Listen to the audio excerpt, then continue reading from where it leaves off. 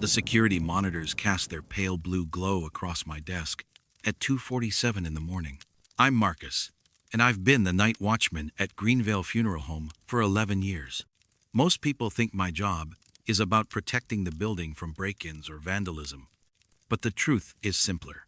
I'm here because the families need to know someone's watching over their loved ones during those first vulnerable nights.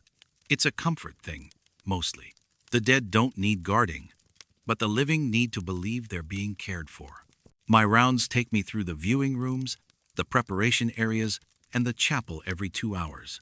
I check locks, adjust thermostats, and make notes in my logbook. Room temperature, lighting levels, any maintenance issues. The routine never changes. Walk the halls, check the rooms, return to my desk, review the security feeds, repeat until dawn. That Tuesday night started like any other.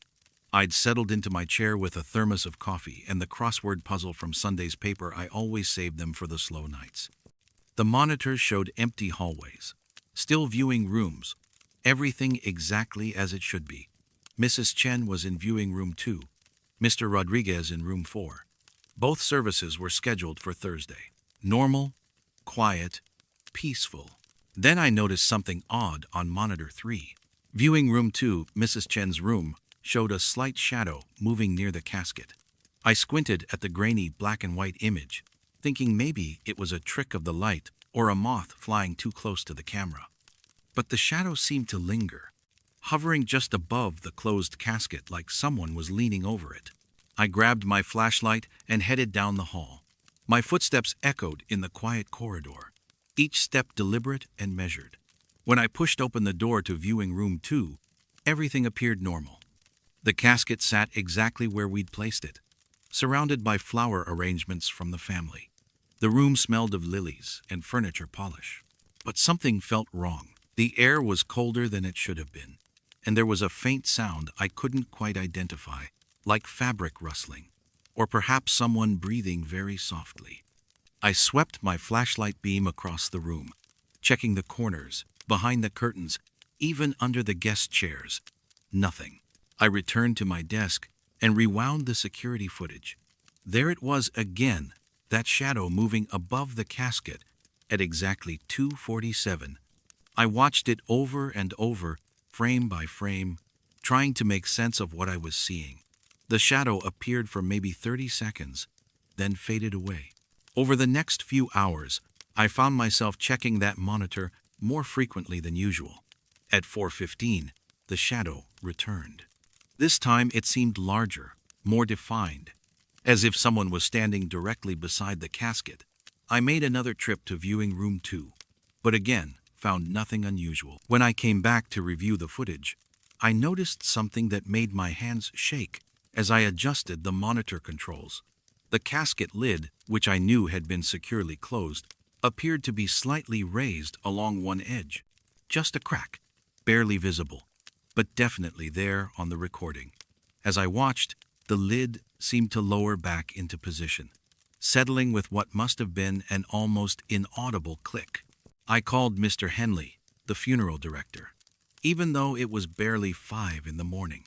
He arrived within 20 minutes, still in his pajamas but maintaining that professional composure he never seemed to lose. "Show me," he said simply. We reviewed the footage together. He watched without commenting as the shadow appeared and disappeared, as the casket lid raised and lowered. When it was over, he was quiet for a long moment. "Marcus," he finally said, "I need you to come with me." We walked to viewing room 2 together. Mr. Henley produced his keys and carefully opened the casket. Mrs. Chen lay exactly as she had when we'd prepared her for viewing, hands folded, eyes closed, peaceful expression. But when Mr. Henley lifted her hands, we both saw them. Handprints on the inside of the casket lid. Fresh ones. The palms and fingers clearly visible against the white satin lining, as if someone had pressed their hands against the lid from the inside and pushed. "Has this ever happened before?" I asked. Mr. Henley closed the casket gently, his movements careful and reverent. "Sometimes the recently deceased have muscle contractions," he said, but his voice lacked conviction. settling of the body, release of gases, that sort of thing. But we both knew that Mrs. Chen had been embalmed 2 days earlier, and the handprints were too clear, too deliberate to be explained by post-mortem muscle spasms. The next morning, I found something else that I haven't been able to explain.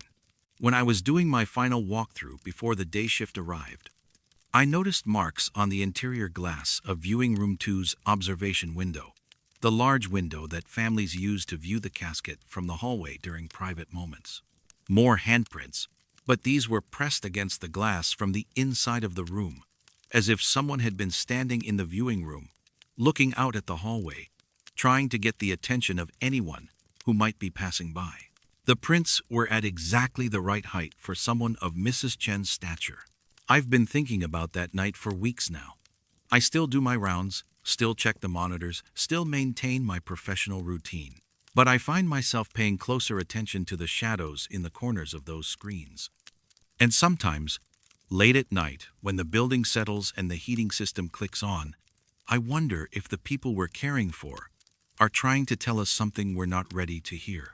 Mrs. Chen's funeral went off without incident. Her family found great comfort in knowing she'd been watched over during those final nights. If they only knew how closely she'd been watching back.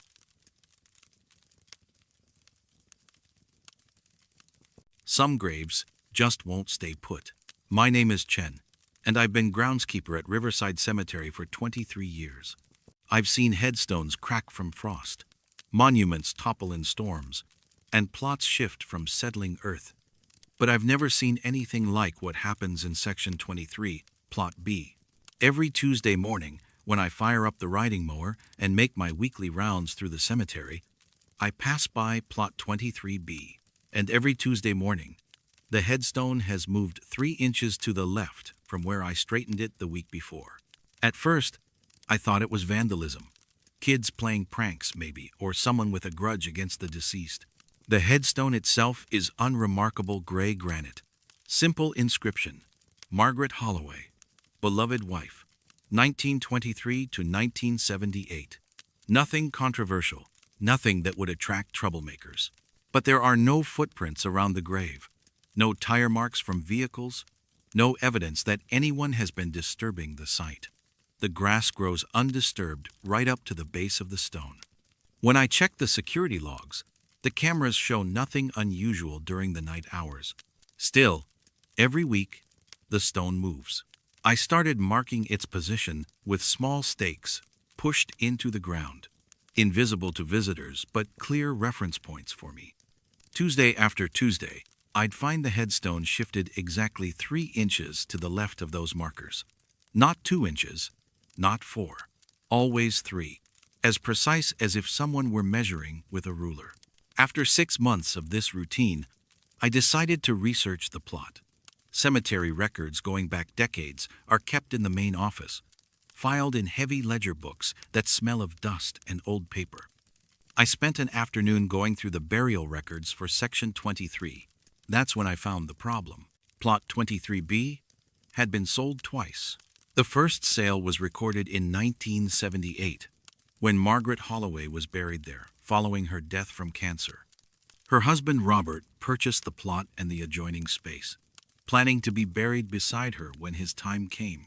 But Robert never made it to that second plot. He remarried in 1981 and moved to Florida with his new wife. When he died in 1994, he was buried in a cemetery in Tampa, 3 states away. The second sale was recorded in 1987. The cemetery had apparently forgotten about the first transaction and sold the same plot to the Morrison family for their infant son who had died in a car accident. But when the Morrison family arrived for the burial, they found Margaret Holloway's grave already there. The mistake was covered up quickly. The Morrison family was given a different plot, 23C, right next to Margaret's grave. The records were quietly corrected. The second sale was marked as an error, and everyone involved agreed never to mention the confusion. But according to the files, the Morrison boy was never moved from his original intended resting place. The official burial record still lists him as being interred in Plot 23B, the same space occupied by Margaret Holloway. I brought this information to Mr. Hartwell, the cemetery director. He's been here even longer than I have, and I thought he might remember the incident. When I showed him the conflicting records, his face went pale. I remember, he said quietly. It was a nightmare. The Morrison family was devastated, and Mrs. Holloway's family was furious about the disruption. We thought we'd handled it properly. But where is the Morrison child actually buried? I asked. Mr. Hartwell was quiet for a long moment, studying the old ledgers. I honestly don't know, Chen. The records are contradictory, and everyone involved in the original decision has either died or moved away. We'd have to do ground-penetrating radar to determine what's actually beneath that plot. That night, I couldn't sleep. I kept thinking about that headstone, moving 3 inches to the left every week. Always the same distance. Always in the same direction. 3 inches, just enough room for a small casket to fit beside a larger one. I started paying closer attention to plot 23B during my daily rounds. The flowers left by Margaret's family, usually artificial roses that her daughter replaced every month, began wilting faster than they should. Even the plastic ones seemed to fade and curl at the edges, as if exposed to excessive heat. And I noticed something else. On windy days, when the oak trees throughout the cemetery swayed and rustled, there was always perfect stillness around plot 23B. The air hung motionless there, while leaves and debris blew past without ever settling on Margaret's grave. One Tuesday morning, I decided to do something different. Instead of straightening the headstone immediately, I left it where it had moved and watched from a distance. Throughout the day, visitors came and went, paying their respects to various graves in Section 23. But no one approached Plot B. Around sunset, as I was preparing to lock up the maintenance shed and head home, I heard something that made me stop in my tracks. Singing. A child's voice, soft and tentative, coming from the direction of Section 23. I grabbed a flashlight and walked toward the sound. The singing grew clearer as I approached a lullaby, sweet and innocent, but with an underlying sadness that made my chest tight. The voice seemed to be coming from directly beneath Margaret Holloway's headstone. When I reached plot 23B, the singing stopped. In the beam of my flashlight, I could see that the headstone had moved again, but this time, it had shifted 3 inches to the right, back to its original position. The next morning, I found something that still gives me chills when I think about it. Pressed into the soft earth beside Margaret's headstone were the faint impressions of 2 small handprints, as if a child had been pushing against the ground from underneath. I've never reported what I saw that evening, and I've never mentioned the handprints to anyone, but I've stopped straightening the headstone every Tuesday. Now I let it move where it wants to move, shifting left and right like a marker, trying to make room for someone who was promised a space but never properly given one. The cemetery has never authorized ground-penetrating radar for Section 23. Mr. Hartwell says it would be too disruptive, too expensive, and too likely to cause legal problems with the families involved. But sometimes, when I'm working in that area, I think about the Morrison family and wonder if they know their child is still trying to find his way to his intended resting place. And sometimes, on very quiet evenings, I still hear that lullaby drifting across the cemetery grounds, patient and persistent, waiting for someone to finally make room.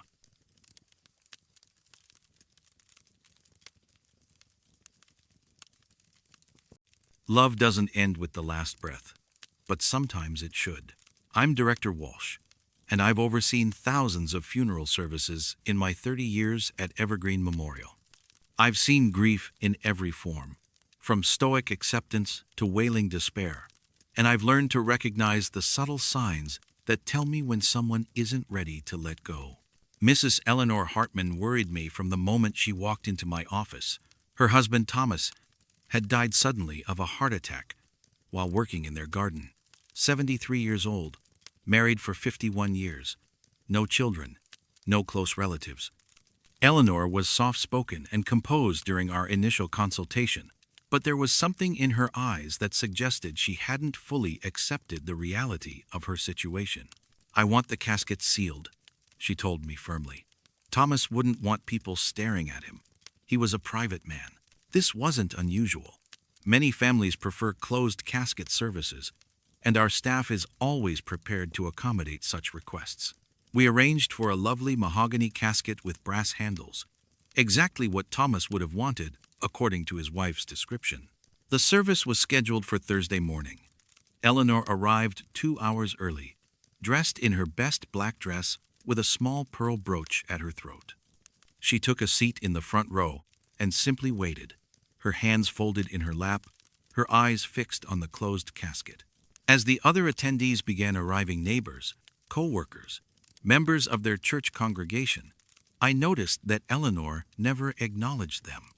She remained focused on the casket, occasionally moving her lips as if speaking, though no sound emerged.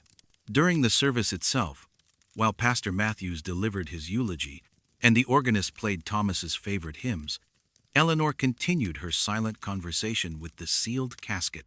Her lips moved constantly, and several times I saw her lean forward slightly, as if listening for a response. At one point, she reached into her purse and pulled out what appeared to be a folded piece of paper. She held it against her chest for a moment, then placed it carefully on top of the casket. When the service ended and the other mourners filed out to offer their condolences, Eleanor remained in her seat. "Mrs. Hartman?" I approached her gently. "The burial service will begin in an hour. Perhaps you'd like to freshen up or have something to eat?" She looked up at me with eyes that seemed to see right through me. "He's not ready yet," she said simply. "He hasn't finished telling me what he needs me to know." I assumed she was speaking metaphorically, processing her grief in her own way. I guided her to the family lounge and provided tea and sandwiches, then returned to prepare for the graveside service. That's when I discovered the folded paper was gone from the casket. I was certain she had placed it there during the service. I'd watched her do it, but when I approached the casket to move it to the hearse, the paper was nowhere to be seen. I checked the floor around the casket, looked under the flowers, even lifted the floral arrangements to see if it had somehow fallen behind them. Nothing. The burial proceeded normally, though Eleanor continued her silent conversation throughout the graveside service. As the casket was lowered into the ground and the first shovels of dirt began to fall, she finally spoke aloud. "I'll see you at home, Thomas," she said clearly. "I'll wait for you there." After the service, I helped Eleanor to her car. As she was gathering her purse and coat, I noticed something that made me pause. She was wearing the same pearl brooch she'd had on during the service, but now there was a wedding ring hanging from it on a thin gold chain. "That's lovely," I commented, thinking she was wearing Thomas's ring as a keepsake. "Oh, this isn't his," she said, touching the ring gently. "This is mine. Thomas asked me to bring it to him, but then he said he wanted me to keep it a little longer. We're not quite ready to say goodbye yet." The next morning, I received a call from Eleanor's neighbor. She had found Eleanor's door unlocked, and Eleanor herself sitting peacefully in her favorite armchair, having passed away sometime during the night. "Natural causes," the doctor said. Her heart simply stopped. When I went to prepare for Eleanor's funeral, I needed to retrieve some items from the office safe. That's when I made a discovery that still haunts me. Inside Thomas's sealed casket, which had never been opened after the Thursday service, I found Eleanor's wedding ring. The casket had been sealed with our standard security locks, witnessed by 2 staff members, and had never left our custody between the service and the burial. There was no possible way anyone could have opened it and placed the ring inside. But there it was, sitting on Thomas's folded hands exactly where a spouse's ring would be placed during preparation for burial. I stood there in our preparation room, holding Eleanor's ring and trying to find a rational explanation. Could I have missed it during the original preparation? Had Thomas been wearing it somehow? Had Eleanor placed it in the casket before the sealing, and I simply hadn't noticed? But I remembered clearly seeing Eleanor wearing that ring during our initial consultation, and I was certain it hadn't been in the casket during preparation. Eleanor's funeral was a simple affair. The same neighbors and church members who had attended Thomas's service came to pay their respects. We buried her beside her husband, and as the casket was lowered into the ground, I found myself thinking about their last conversation. 6 months later, I was contacted by the cemetery maintenance crew. They'd been doing routine groundskeeping in Eleanor and Thomas's section when they noticed something unusual. Fresh flowers appeared on their shared grave every Thursday. Always the same type of white roses that Eleanor used to bring to Thomas during his brief stay in the hospital. But according to the cemetery's visitor logs, no one had signed in to visit their grave. The security cameras show the flowers appearing sometime between midnight and dawn each Thursday. But the footage is always mysteriously blurred during those crucial hours, as if something is interfering with the recording equipment. I've stopped trying to explain what happened that Thursday morning in our chapel. Some conversations are meant to be private, even after death. Some promises are meant to be kept regardless of the physical limitations that usually define the boundaries between the living and the dead. Sometimes love finds a way to transcend those boundaries, if only for a moment, if only long enough to exchange the tokens that matter most.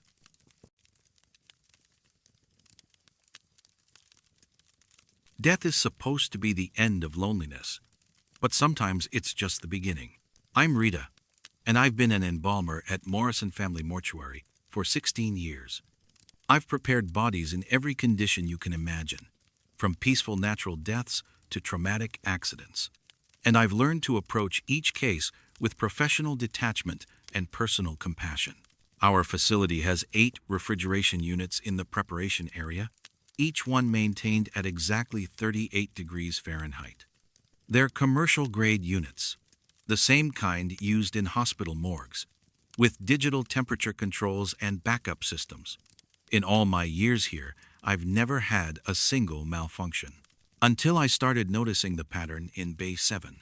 Every night at exactly 11:15, the temperature in Bay 7 drops an additional 10 degrees. Not gradually, like you'd expect from a mechanical failure, but instantly.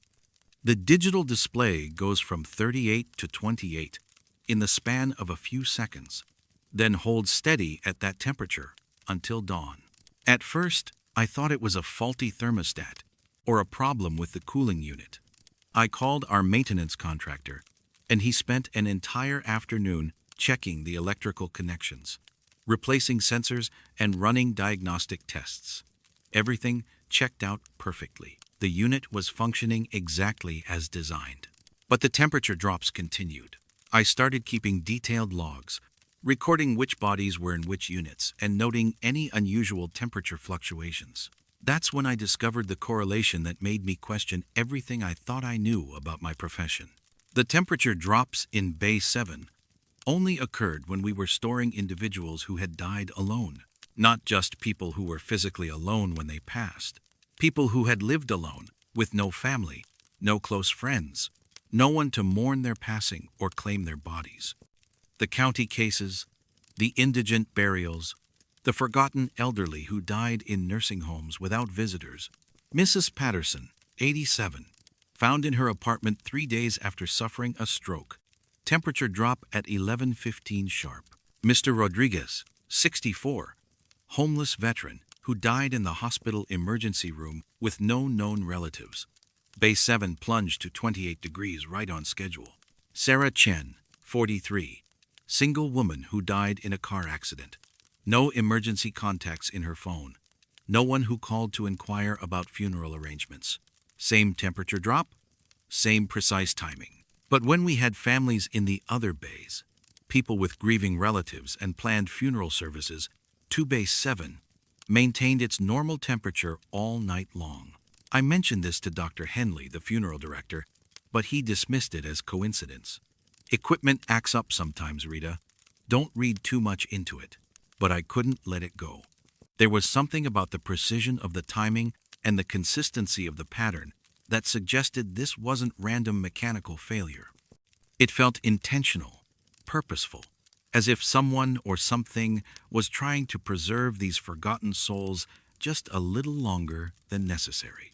One Tuesday night, I decided to stay late and observe Bay 7 during the temperature drop.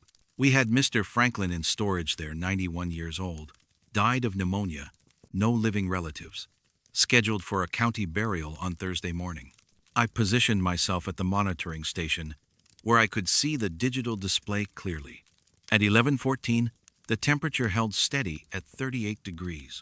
At 11:15 exactly, the numbers began changing: 38, 37, 36, and then straight down to 28 inches, a matter of seconds. But this time, I heard something along with the temperature change, a sound that came from inside Bay 7 itself, not the mechanical hum of the cooling unit, but something else, something that sounded almost like a sigh, long and sad and deeply resigned. I opened Bay 7 and slid out the drawer containing Mr. Franklin's body. He lay exactly as I had positioned him earlier, hands folded, eyes closed, peaceful expression. But his skin felt different under my touch, not just colder, but somehow more vital, as if the extreme temperature was working to preserve not just his physical form, but something more essential. As I stood there in the quiet preparation room, studying Mr. Franklin's still features, I began to understand what I was witnessing.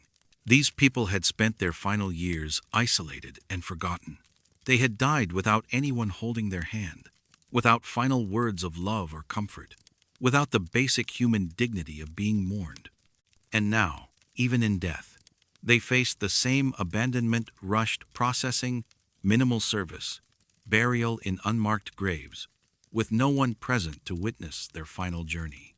But something was intervening on their behalf, something that recognized their loneliness and was determined to extend their time in our care, to preserve them just a little longer, in case someone might come looking, someone might remember, someone might care enough to claim them. The extreme cold was an act of compassion. I started changing my routine for the Bay 7 cases.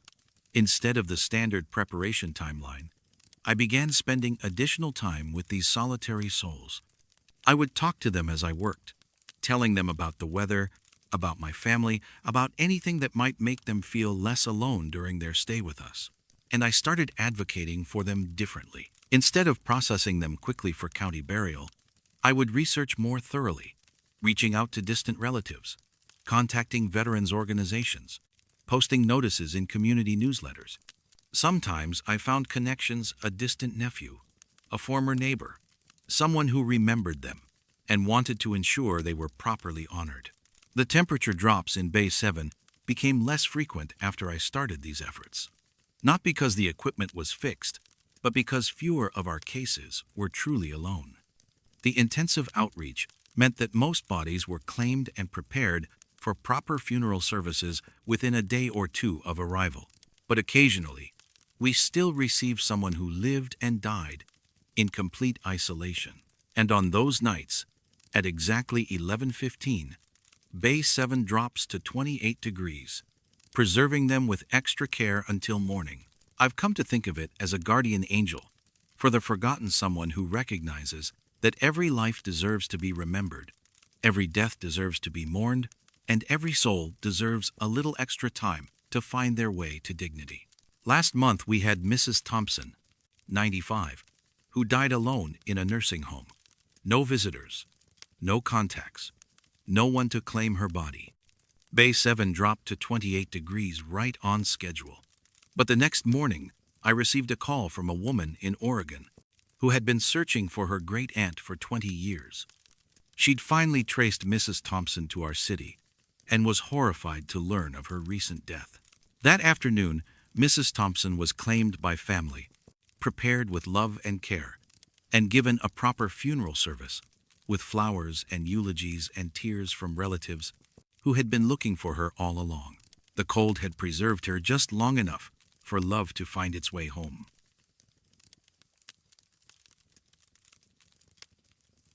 Some people know exactly when their time will come, even when they shouldn't. I'm Director Hayes, and I've been in the funeral business for 27 years. In that time, I've handled every kind of arrangement you can imagine, from elaborate services planned years in advance to emergency situations where families need to make decisions while still in shock from sudden loss. But I've never had someone schedule their own funeral and pay for it 6 months before they died. Her name was Catherine Morse, and she walked into my office on a Tuesday morning in February, carrying a manila folder and wearing the kind of determined expression that suggested she'd been thinking about this visit for a long time. "I'd like to make arrangements for my funeral," she said without preamble. "I want everything planned and paid for in advance." This wasn't unusual.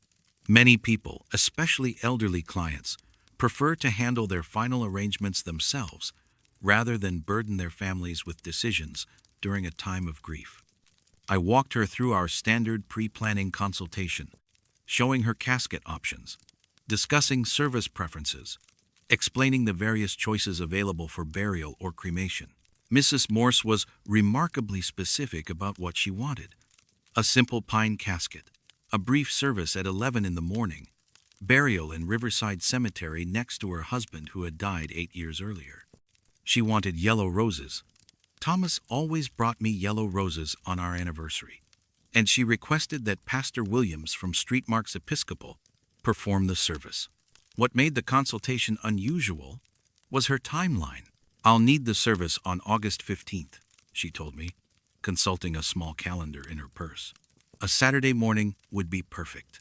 "Mrs. Morse," I said gently, "we typically don't schedule specific dates so far in advance. While we're happy to discuss your preferences and keep them on file, the actual scheduling would be handled by your family when the time comes." "There won't be any family," she replied matter-of-factly. "My son lives in California, and we haven't spoken in years. My daughter died in a car accident in 2003. There's no one else who would know what I want or care enough to arrange it properly." I explained our pre-arrangement process, how her wishes would be documented and honored when needed. But she shook her head. "You don't understand. I need it scheduled for August 15th. That's the day I'll need your services." Something about the certainty in her voice made me uncomfortable, but I attributed it to the kind of fatalistic thinking that sometimes accompanies advanced age or serious illness. Many elderly people develop a strong sense of their own mortality, especially after losing a spouse. Mrs. Morse paid for everything in cash: the casket, the burial plot fee, the service charges, even the flowers. She counted out bills from her purse like she was paying for groceries. Nearly $8,000, all in 20s and 50s. "Will you need a receipt?" I asked. "No," she said, standing to leave. "I won't be needing receipts where I'm going." I filed her arrangements in our pre-planning system and didn't think much about Catherine Morse for the next few months. Occasionally, her name would cross my mind when I was reviewing our files, and I'd wonder if she was doing well, if she'd made peace with whatever had brought her to my office that February morning. On August 13th, I came into the office early to review the weekend schedule.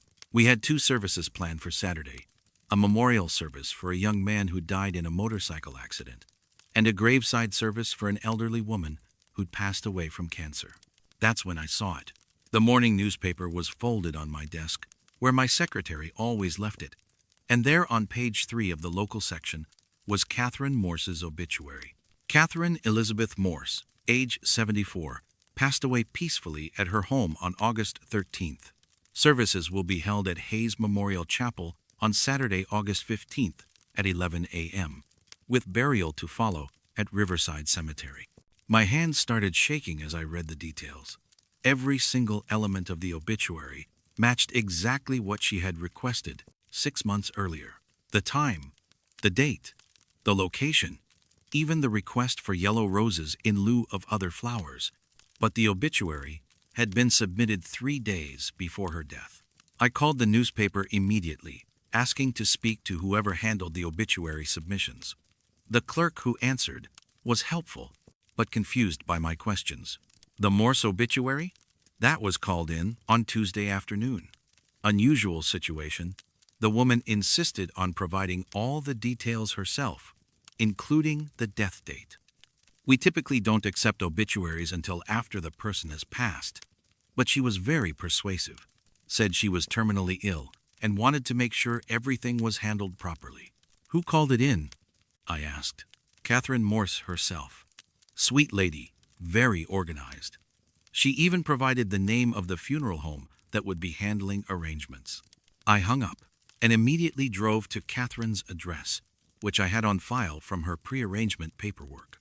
It was a modest house in an older neighborhood, surrounded by carefully tended flower beds and a small vegetable garden. The paramedics were loading a covered stretcher into an ambulance as I arrived. I identified myself to the police officer taking notes and asked about the circumstances of Mrs. Morse's death. Natural causes, he told me. Neighbor found her this morning when she didn't come out to water her flowers like she does every day. Coroner estimates she died sometime Tuesday evening, probably in her sleep. Peaceful way to go. Tuesday evening. The same day the obituary had been called in to the newspaper. I followed the ambulance back to our mortuary, where we would prepare Mrs. Morse according to her pre-arranged specifications. As I was reviewing her file one more time, I found something that made my blood run cold. Tucked inside the manila folder she had brought to our February consultation was a single sheet of paper, a handwritten note in her careful cursive handwriting. Dear Mr. Hayes, it read, by the time you read this, I will be in your care, and you will understand that some things are meant to be exactly as they are planned. I have seen my husband in my dreams every night for the past month, and he has told me it's time to come home. Thomas was always punctual, and he never liked to wait. Thank you for helping me keep this final appointment. P.S. Please make sure the yellow roses are fresh. He'll be watching. The funeral service went exactly as Catherine had planned. Pastor Williams delivered a lovely eulogy about faith and eternal love. Yellow roses filled the chapel with their sweet fragrance, and we buried her beside Thomas under a bright August sky. Only 3 people attended: myself, Pastor Williams, and Mrs. Chen, the neighbor who had found her. But as we stood at the graveside and Pastor Williams spoke the final blessing, I could have sworn I saw a 4th figure standing slightly apart from our small group. An elderly man in a dark suit, holding a single yellow rose, nodding approvingly as Catherine's casket was lowered into the ground. When I looked again, he was gone, but the rose lay on top of the fresh dirt, as if it had been dropped there by someone who no longer needed to carry it. Some appointments are made in heaven, I've learned. Some people know exactly when they're expected, and no earthly schedule can change what was written in the stars long before we were born to fulfill it.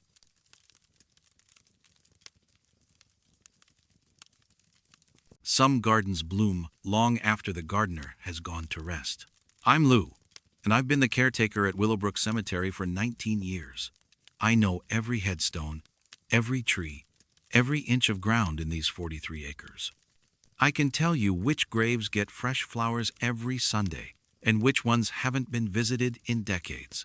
I know where the ground settles after heavy rains and where the sprinkler system needs adjustment. But there's one grave that doesn't follow any pattern I understand. Section 7, row 12, plot 16. There's no headstone, no marker, nothing to indicate who might be buried there. Just a slightly sunken rectangle of earth that I've always assumed marks an old grave from the 1940s, before the cemetery started requiring permanent markers. Every Tuesday morning, there are fresh roses on that unmarked plot. Not artificial flowers, or the kind of long-stemmed roses you buy at the grocery store. These are garden roses, deep red, with velvety petals and thorns still sharp from recent cutting. They're arranged simply, without wire or ribbon, just laid carefully on the ground, as if someone had walked through a garden, selected the most beautiful blooms, and placed them there with love. At first, I thought they were coming from one of the neighboring plots. Sometimes flowers blow around in the wind, or grieving families accidentally place arrangements on the wrong grave. But these roses appear with such regularity and precision that it can't be accidental. Every Tuesday, without fail, for the entire time I've worked here, I started checking the security cameras, thinking I might catch whoever was bringing the flowers. But our camera coverage doesn't extend to Section 7. It's an older part of the cemetery, mostly shaded by large oak trees, and we've never had vandalism problems there.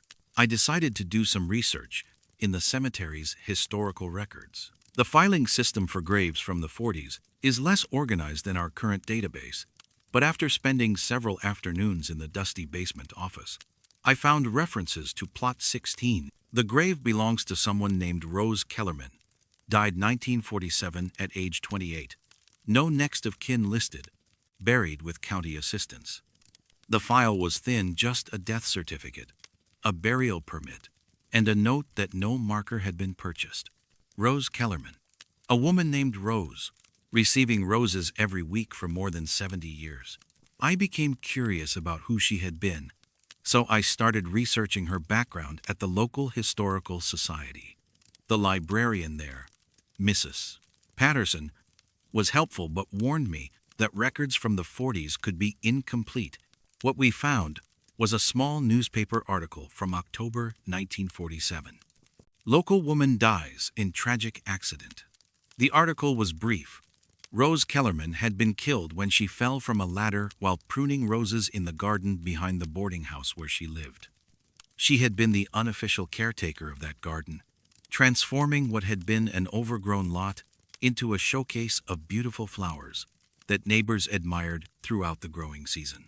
The article mentioned that Rose had no family in the area. She'd come to town 5 years earlier from somewhere back east, worked as a seamstress, and spent all her free time in that garden. The boarding house owner said she had a way with roses that was almost magical. Plants that wouldn't bloom for anyone else would flourish under her care. After Rose's death, the garden was neglected. The boarding house was eventually torn down in the 1960s, and the lot became part of a shopping center parking lot. No trace remains of the garden that Rose had loved so much. But every Tuesday, fresh roses appear on her unmarked grave. I started paying closer attention to the flowers themselves. They weren't any variety I recognized from the local nurseries or garden centers. The petals had an unusual deep red color, with darker edges, and the fragrance was stronger than typical modern roses. They looked like heritage varieties, the kind that were popular in the 1940s but are rarely grown today. One Tuesday morning, I decided to arrive at the cemetery earlier than usual, hoping to catch whoever was bringing the flowers. I positioned myself near Section 7 before dawn and waited as the sun came up over the oak trees. I never saw anyone approach Rose's grave, but at exactly 8:30 in the morning, the roses were there. I walked over immediately to examine them.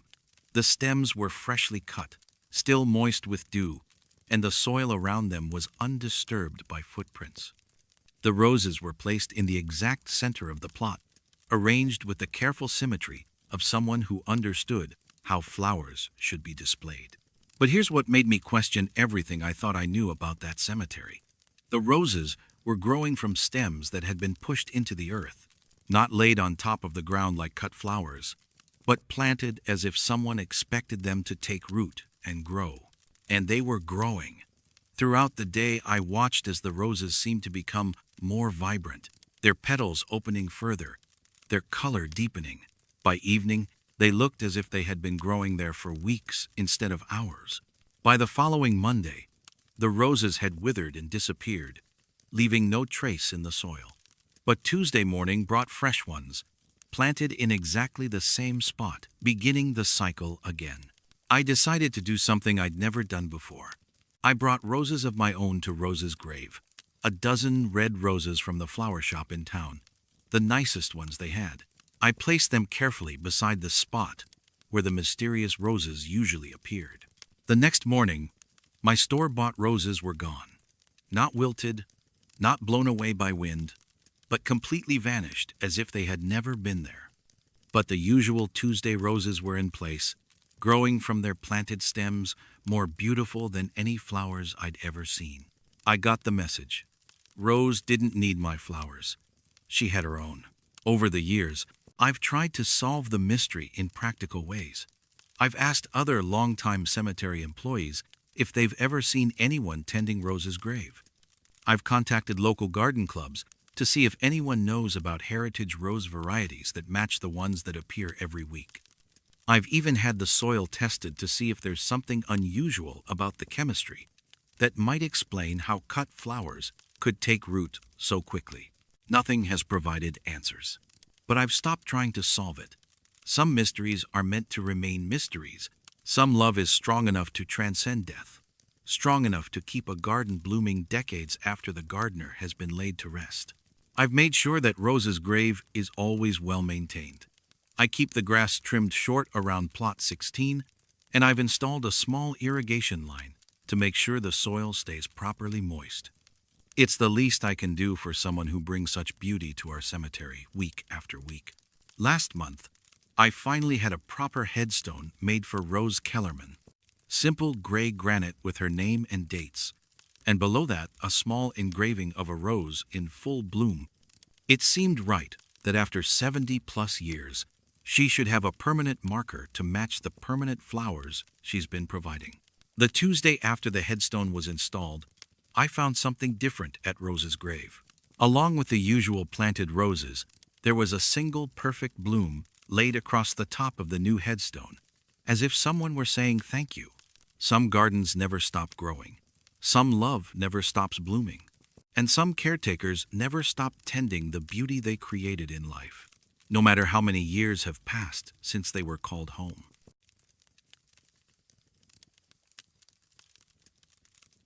The dead are supposed to be still, but sometimes they have places to go. I'm Miguel, and I've been driving for Riverside Funeral Services for 12 years. I transport bodies from hospitals, nursing homes, private residences, wherever people pass away and need to be brought to the funeral home for preparation. It's not glamorous work, but it's steady, and it serves families during the most difficult times of their lives. Most people think my job would be frightening, riding alone with the deceased, but the truth is quite the opposite. The dead are peaceful company. They don't complain about traffic or ask me to change the radio station. They've found their rest, and there's something calming about that kind of silence. Until last Thursday night, when I picked up Mr. Robert Chen from Mercy General Hospital. The call came in around 11:30 p.m. Mr. Chen, 78 years old, had died of cardiac arrest in the emergency room despite efforts to revive him. Standard pickup, nothing complicated. I loaded my gurney and body bag into the hearse and made the 20-minute drive to the hospital. The night shift nurse who met me in the corridor was professional but seemed eager to complete the transfer quickly. Room 12, she told me, leading the way down the quiet hallway. He passed about 4 hours ago. Family has been notified, and the paperwork is ready. Mr. Chen lay peacefully in the hospital bed, looking as if he were simply sleeping. He was a small man, thin from his illness, with silver hair and hands that showed the calluses of someone who had worked with tools his entire life. The nurse helped me transfer him to my gurney, and we wrapped him carefully in the standard body bag. The drive back to the funeral home started normally. I kept the radio volume low, the classical music, that wouldn't disturb the solemnity of the moment, and drove carefully through the empty streets. At that hour of night, traffic was minimal. Just the occasional taxi or late shift worker heading home. About halfway back to the funeral home, I glanced in my rearview mirror to check that everything was secure in the back of the hearse. That's when I saw something that made me pull over immediately. The body bag was moving, not violent thrashing or sudden motion, but a gentle, rhythmic rise and fall, as if Mr. Chen were breathing. Slow, steady, peaceful breathing, exactly like someone in deep sleep. I sat there on the side of the road, gripping the steering wheel and staring at the mirror. This wasn't possible. I'd been present when the nurse confirmed Mr. Chen's death. I'd helped position him on the gurney myself. He'd been completely still, completely lifeless for hours. But the movement continued, up and down, with the unmistakable rhythm of respiration. I got out of the hearse and opened the rear door. In the dim light from the interior bulb, I could see the body bag clearly. The movement was definitely there, gentle expansion and contraction around the chest area, as if Mr. Chen's lungs were still functioning. I unzipped the body bag partway, just enough to see his face. His eyes were closed, his skin had the waxy pallor of death, and when I checked his wrist, there was no pulse. But his chest continued to rise and fall, with that steady, peaceful rhythm. I called the funeral home, waking up Director Morrison despite the late hour. "Miguel, are you certain about what you're seeing?" he asked. Though his tone suggested he'd heard stranger things in his 30 years in the business. "I'm looking right at him," I said. "He's definitely deceased, but he's also definitely breathing." "Bring him in," Morrison said simply. "We'll figure this out when you get here." I closed the body bag and continued driving, checking the mirror frequently.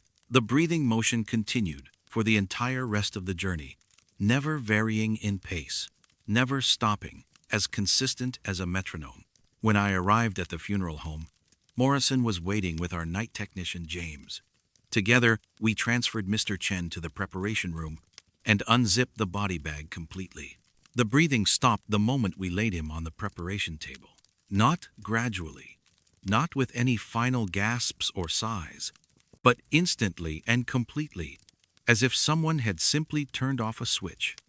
One moment there was that gentle rise and fall of his chest, and the next moment there was perfect stillness. Morrison performed his own examination, checking for pulse, listening for heartbeat, testing for any signs of life. Nothing. Mr. Chen was definitely deceased. Had been for hours. Just as the hospital had confirmed. "Sometimes the body releases gases during transport," Morrison said, though he didn't sound convinced by his own explanation. "Could create the illusion of breathing movement."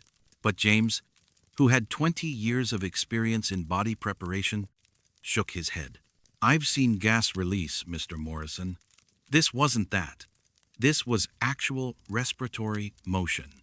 We completed the intake procedures and placed Mr. Chen in our refrigeration unit. I finished my paperwork and headed home. But I couldn't stop thinking about what I'd witnessed during that drive. The next morning, I did something I'd never done before. I researched Mr. Chen's background, trying to understand who he had been in life. What I learned made the previous night's events even more mysterious. Robert Chen had been a long-distance truck driver for 47 years. He'd driven millions of miles across the country, from coast to coast, delivering everything from automobiles to refrigerated goods. He'd been known for his reliability, his safety record, and his ability to find his way to any destination without GPS or assistance. His family told me he'd never been comfortable staying in one place for long. Even after retirement, he would take long drives just to feel the motion of the road, the rhythm of travel. His wife had joked that he was more at peace behind the wheel of a truck than he was sitting in his own living room. "Dad always said the road was calling him," his daughter told me. Even in the hospital, when he was too weak to walk, he kept talking about needing to finish one more delivery, needing to reach his final destination. I think now that's what I witnessed during that drive from the hospital. Mr. Chen was making his final delivery, and his body was keeping him alive just long enough to complete the journey. The steady breathing wasn't a medical anomaly or a release of gases. It was the rhythm of a man who had spent his life in motion, taking one last peaceful ride to his final destination. Some people die where they fall, but others need to keep moving until they reach the place where they're meant to rest. Mr. Chen's body understood this, understood that his soul needed the comfort of motion, the familiar rhythm of travel, before it could finally let go and find peace. The breathing stopped the moment we placed him on the preparation table, because he had arrived. His final delivery was complete. His last journey was over. I've transported dozens of bodies since that night, and I've never experienced anything similar. But I've started paying more attention to the people I'm carrying, thinking about who they were in life and what they might need for their final journey. Sometimes the dead aren't ready to be still. Sometimes they need one last ride, one final moment of doing what they loved most before they can settle into eternal rest. And sometimes, if you're paying attention, you can help them get where they need to go.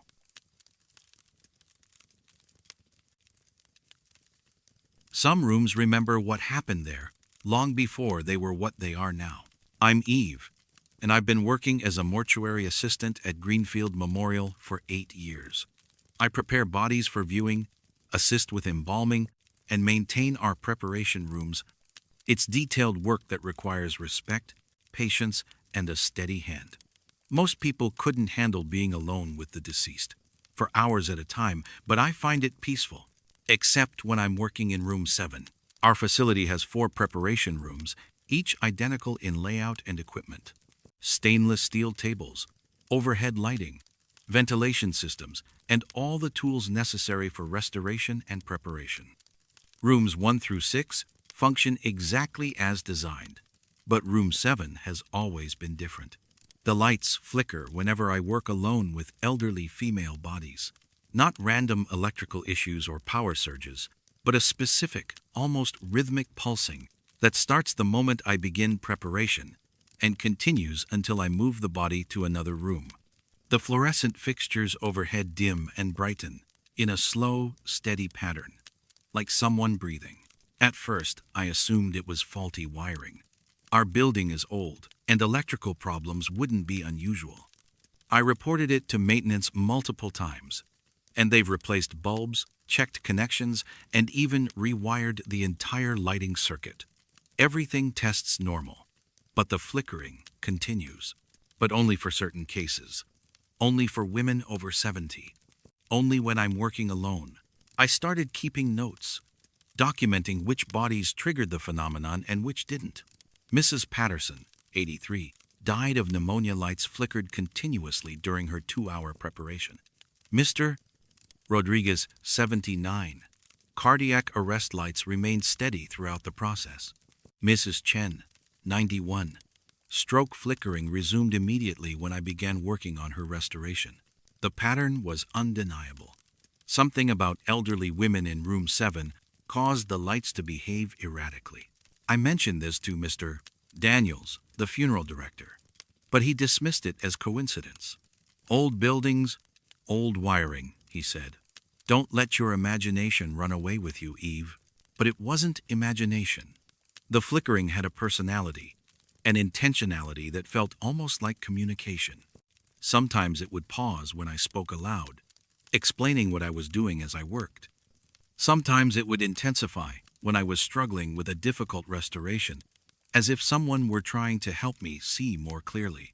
One evening, while preparing Mrs. Elizabeth Hartwell for viewing, the flickering became so pronounced that I finally stopped working and addressed the room directly. If someone is here, I said, feeling slightly foolish, but desperate for answers, I need you to know that I'm trying to help. I'm taking care of her, making sure she looks peaceful for her family. The lights stopped flickering immediately. For several seconds, room 7 was perfectly still and bright. Then the lights dimmed once, slowly, like a gentle nod of acknowledgement, before returning to normal, steady illumination. From that point forward, the lights never interfered with my work again. They still flickered when I entered room 7 with elderly female bodies, but it was different now, gentler, more like a greeting than a disturbance. Curious about the history of our building, I researched the property records at the City Hall. What I discovered explained everything I'd been experiencing in room 7. Our funeral home had been built in 1978 on the site of Mercy General Hospital, which had operated from 1923 until 1976. The hospital had been demolished to make way for newer construction, but the basement and foundation had been preserved and incorporated into our building. Room 7 sat directly above what had been the women's ward of the old hospital. I dug deeper into the hospital's history and found newspaper archives from the 1940s and 50s.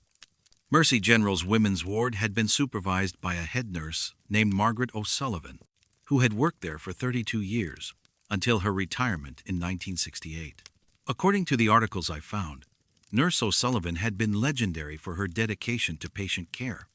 She worked double shifts during staffing shortages, spent her own money on comfort items for patients who had no visitors, and was known for staying late to hold the hands of elderly women who were dying alone. She never let anyone pass away without someone there to ease their journey. Read one tribute article from 1968. Margaret O'Sullivan understood that the end of life should be met with dignity and compassion, not solitude and fear.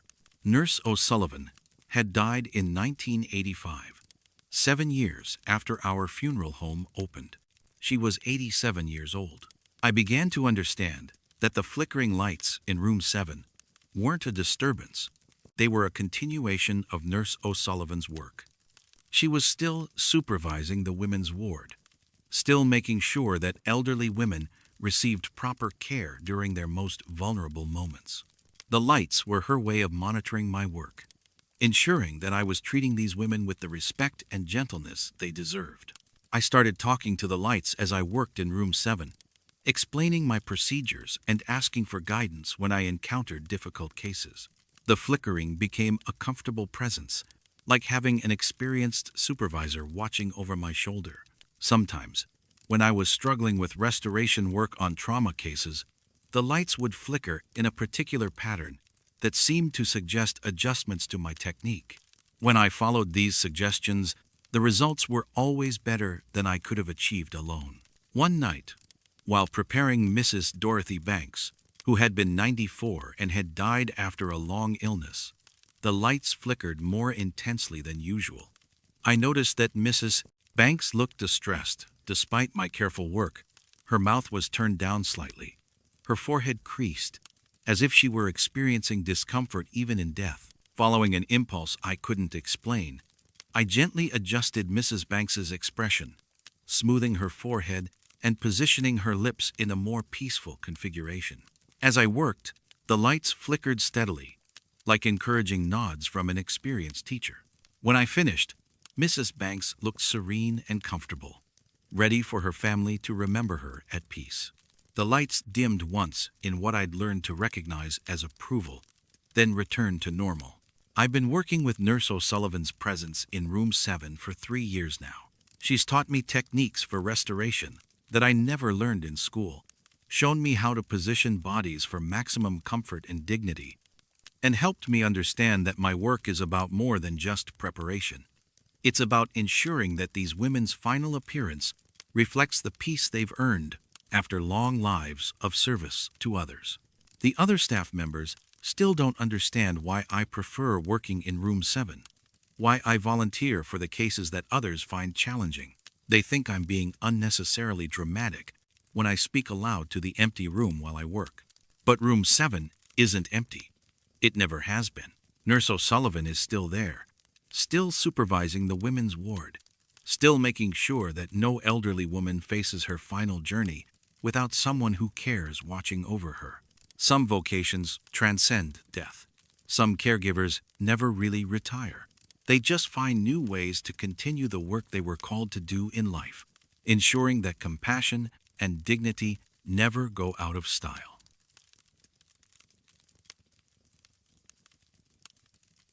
Some mourners never miss a service, even when they should. I'm Roy, and I've been chapel attendant at St. Catherine's Memorial for 14 years. My job is to make sure everything runs smoothly.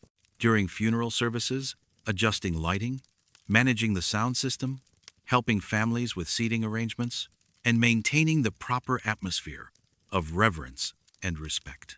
In all those years, I've seen every kind of grief imaginable. I've watched families say goodbye to grandparents who lived full lives, and I've held the hands of parents burying children who barely had a chance to live.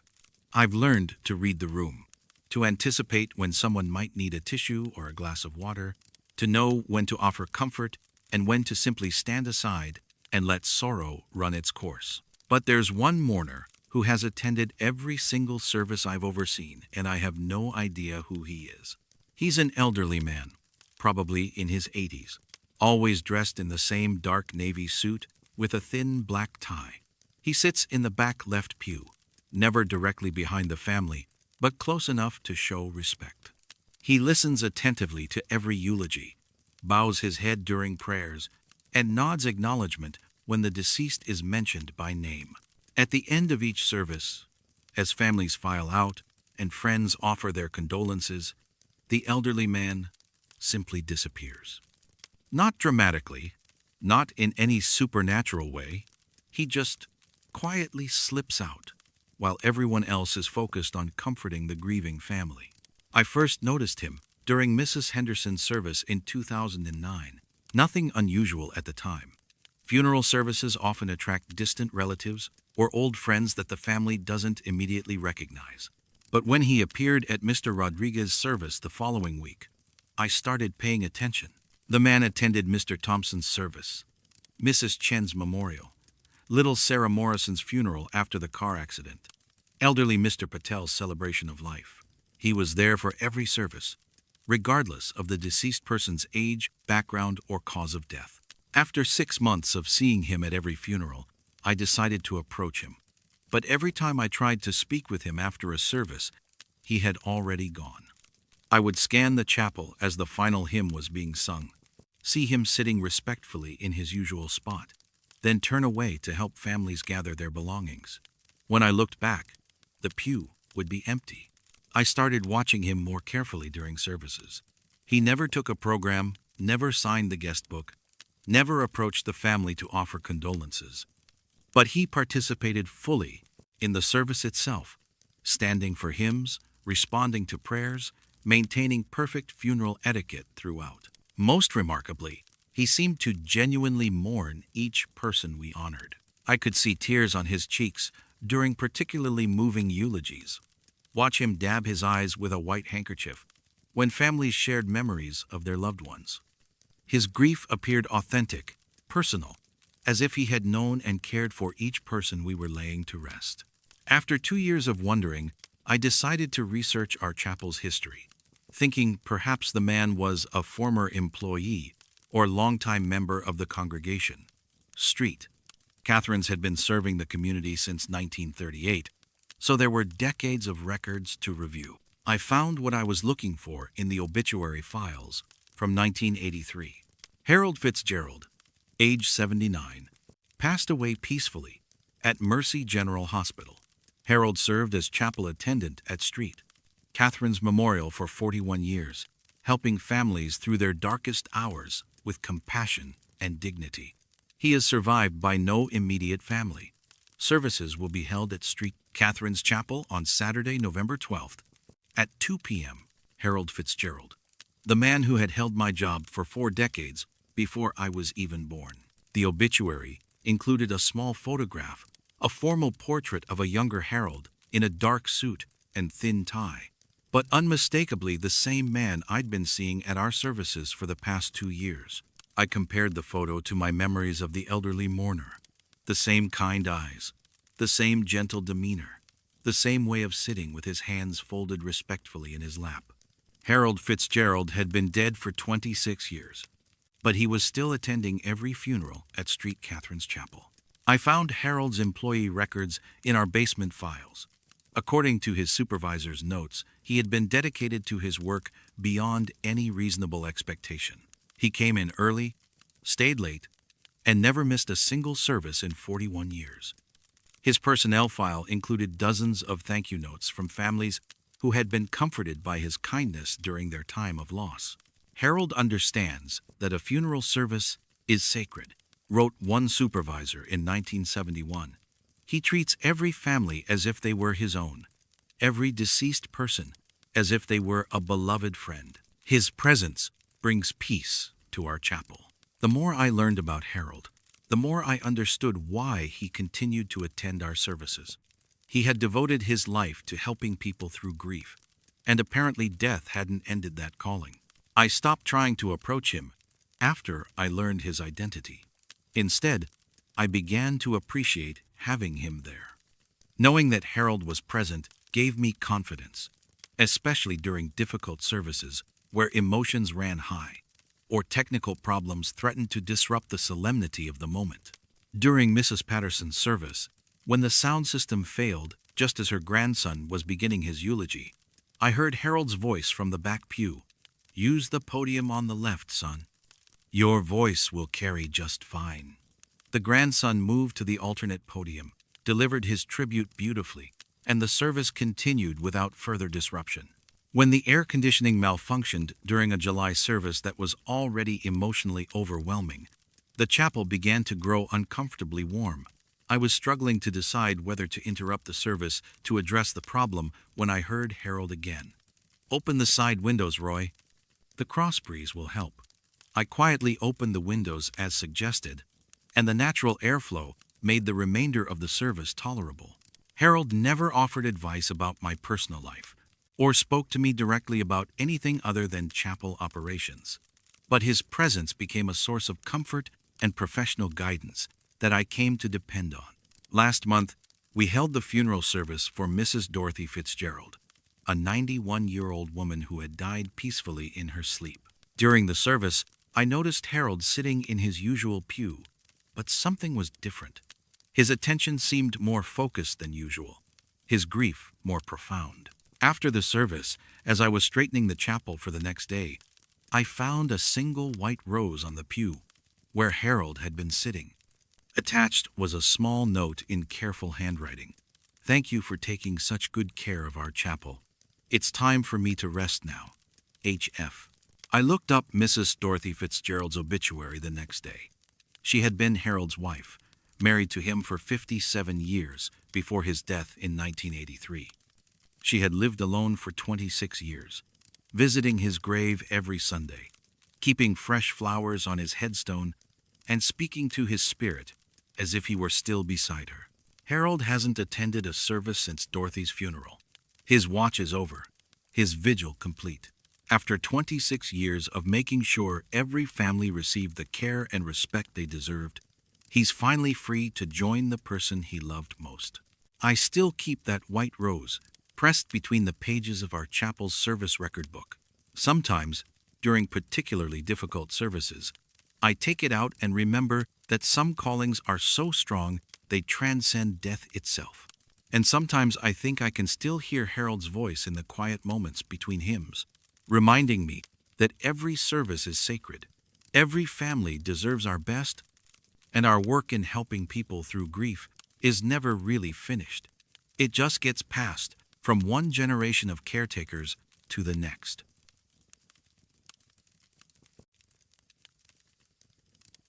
Sometimes, the way we bury people tells a story that was meant to stay buried.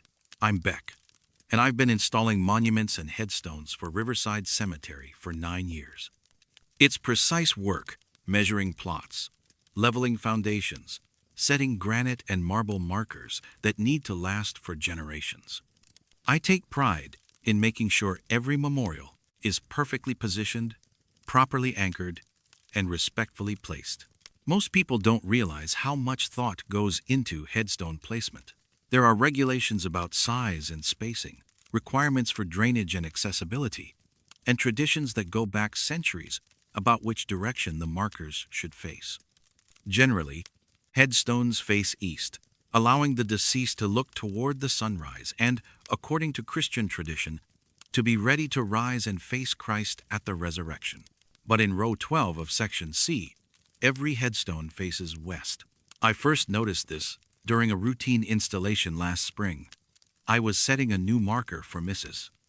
Elizabeth Cormick, and when I checked my compass to ensure proper eastern orientation, I realized that every other headstone in that row was facing the opposite direction. At first, I thought it was an error. Maybe previous installers had been careless, or perhaps the original survey of that section had been done incorrectly. But when I examined the headstones more closely, I could see that their placement was deliberate and precise. They had been intentionally positioned to face west, away from the sunrise, away from the traditional hope of resurrection. I checked the cemetery's installation records, thinking there might be an explanation in the paperwork. But the files for row 12 showed nothing unusual: standard burial permits, standard installation orders, no special instructions about headstone orientation.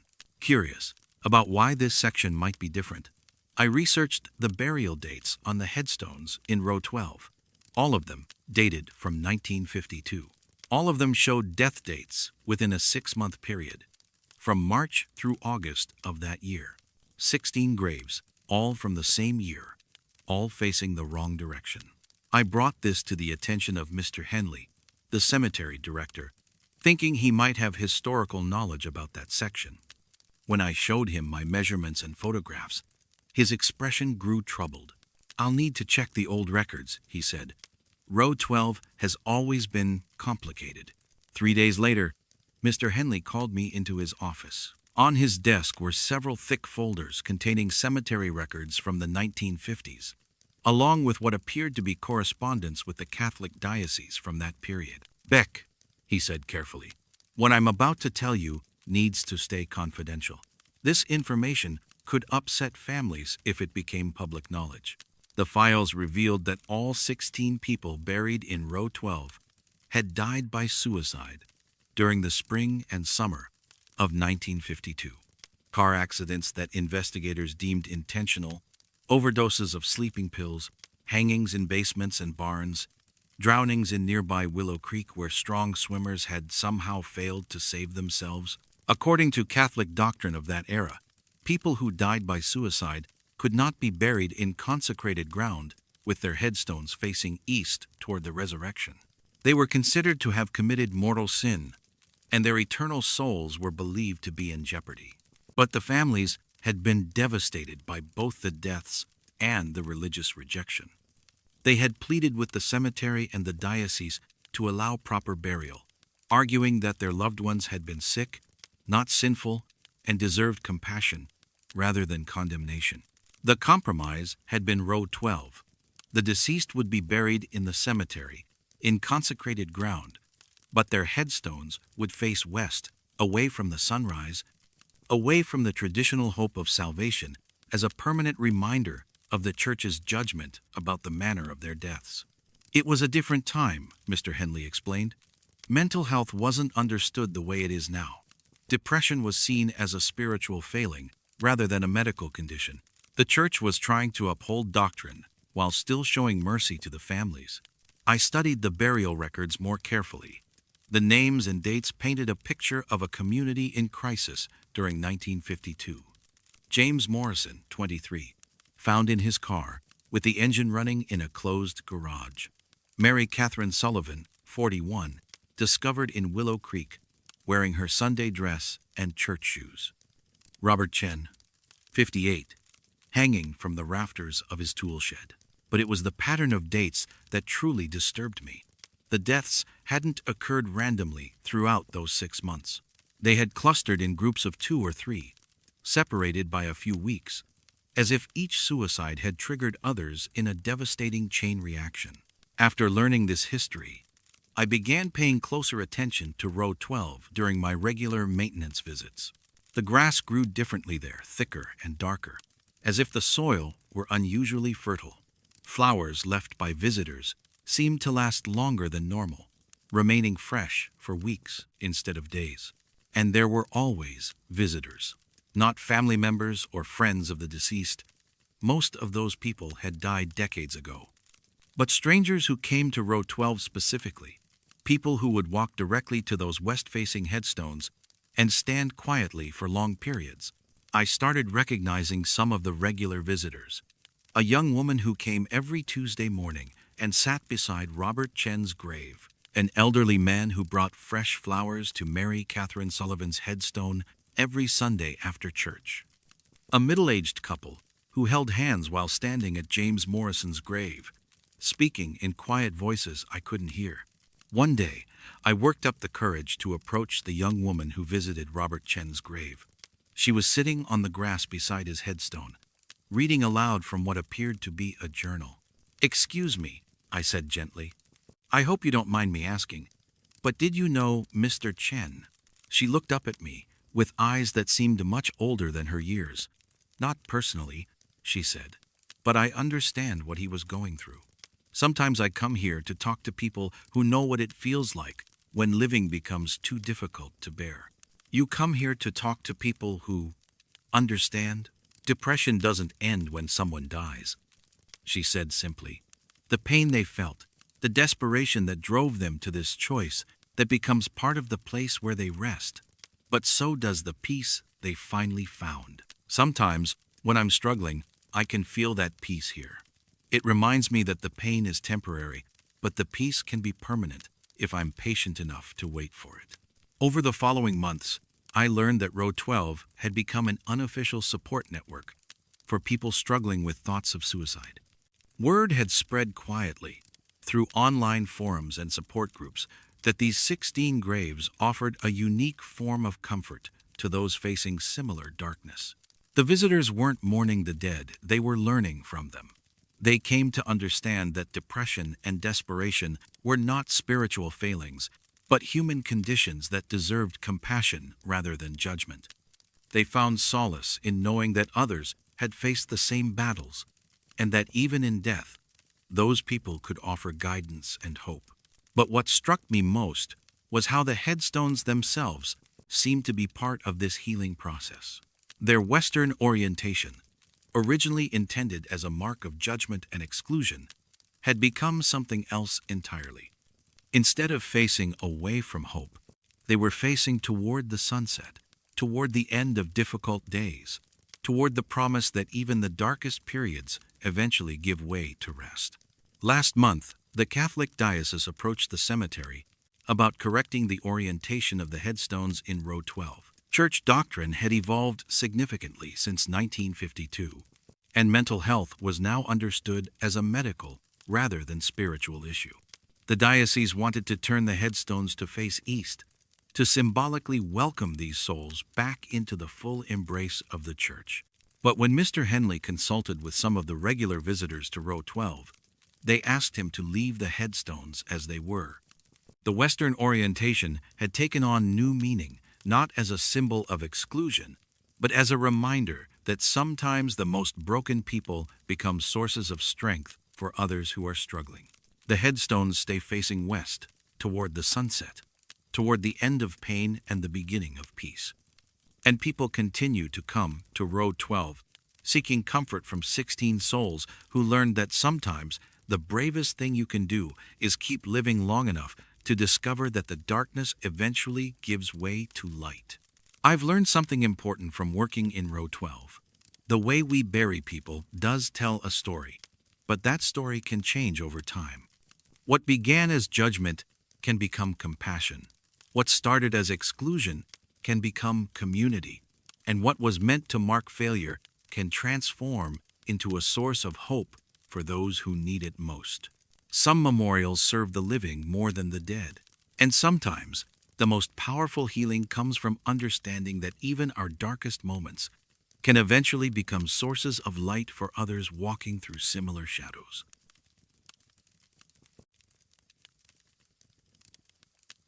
Sometimes the future writes itself before we're ready to read it.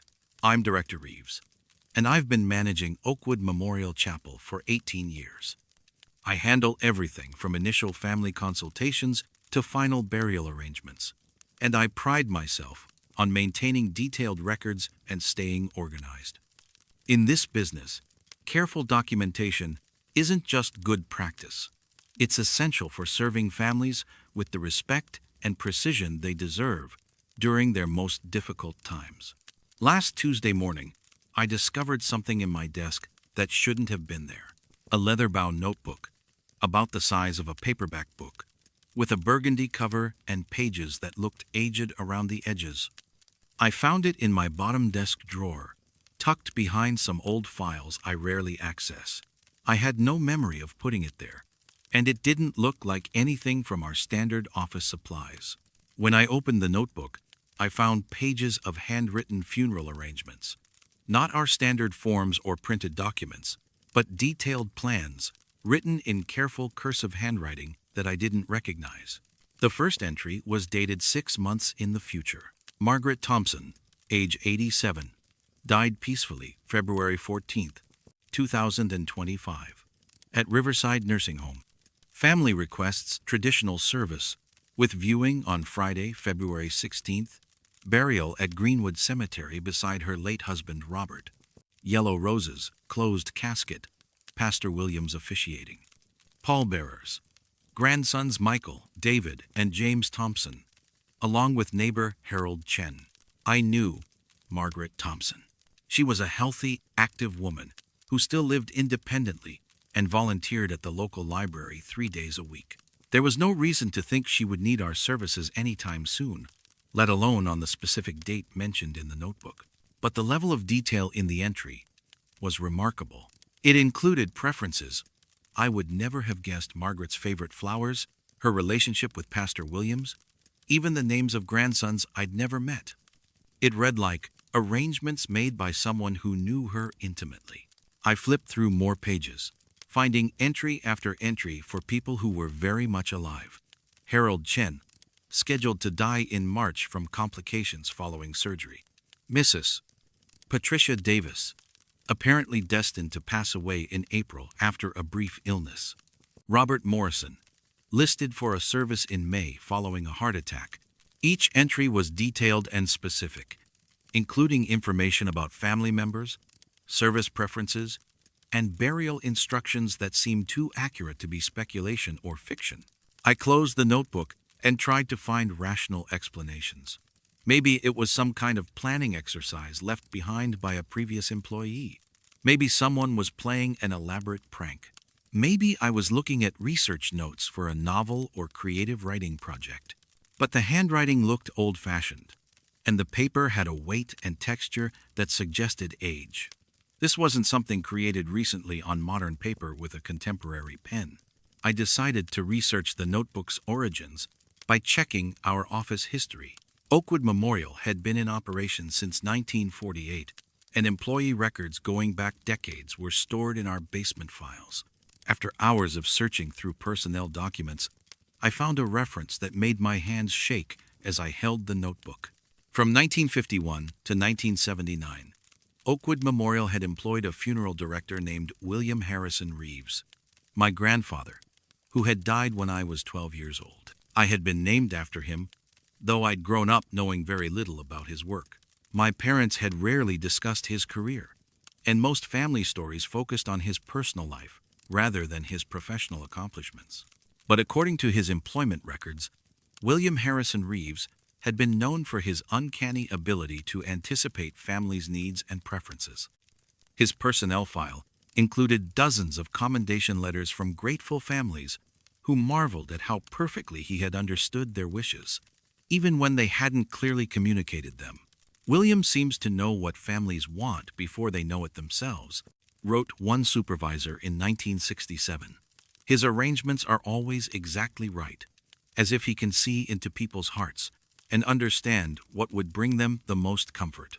The handwriting in the notebook matched samples of my grandfather's writing from his employment files. I spent the rest of the day comparing entries in the notebook with our current client database. Margaret Thompson, Harold Chen, Patricia Davis, all real people, all currently healthy, all living normal lives with no indication of impending health problems. But the entries were so detailed, so specific, that they read like actual funeral arrangements made in consultation with grieving families. That evening, I called my mother and asked her about my grandfather's work at the funeral home. What she told me explained everything and nothing at all. Your grandfather was unusual, she said carefully. He had a gift for helping people, but it came with a burden. He always seemed to know things about families that he shouldn't have known. He could tell when someone was going to need his services long before anyone else saw it coming. How could he know that? He never explained it fully, but he used to say that death has its own schedule, and some people are sensitive enough to read that schedule if they pay attention. It wasn't something he enjoyed knowing when people's time was coming. It made him sad, but it also allowed him to prepare, to make sure he could serve families exactly the way they would need to be served. I asked about the notebook specifically, and my mother's voice grew quiet. He kept a journal of upcoming arrangements. He said it helped him be ready, helped him order the right flowers and prepare the right words for each family. After he died, that journal disappeared. We looked everywhere for it, but it was never found. The notebook had somehow found its way to me, 30+ years after my grandfather's death, containing his final predictions about people who wouldn't need funeral services for months. I've been carrying the notebook with me ever since, checking it regularly, trying to understand what I'm supposed to do with this information. I can't prevent the deaths my grandfather had. Been clear that death follows its own schedule regardless of human intervention. But I can prepare. Last week, I quietly ordered yellow roses for Margaret Thompson's future service, scheduled time with Pastor Williams for mid-February, and contacted Greenwood Cemetery about plot availability near Robert Thompson's grave. I'm not sure if I believe in predestination or psychic abilities or any supernatural explanation for what I've inherited. But I know that when Margaret Thompson's family calls in February, devastated by their loss and overwhelmed by decisions they're not prepared to make, I'll be ready to help them honor her memory exactly the way she would have wanted. Some knowledge is a burden, but it's also a responsibility. If I can use my grandfather's final gift to serve families with greater compassion and precision, then perhaps carrying this weight is worthwhile. The notebook has become part of my daily routine now. Each morning, I review the upcoming entries, making quiet preparations for services that haven't been scheduled yet. It feels like continuing my grandfather's work, maintaining his commitment to being ready when families need us most. And sometimes, late at night, when the funeral home is quiet and I'm reviewing the notebook by lamplight, I feel like I'm not working alone. My grandfather's dedication to serving others seems to linger in these pages, guiding me toward the same standard of care that made him beloved by the families he served. Some legacies are passed down through DNA, others through shared experiences, and some through mysterious gifts that transcend normal understanding. Whatever the explanation, I'm honored to continue William Harrison Reeves's tradition of being ready when death comes calling, armed with the knowledge of exactly how to help each family through their darkest hour.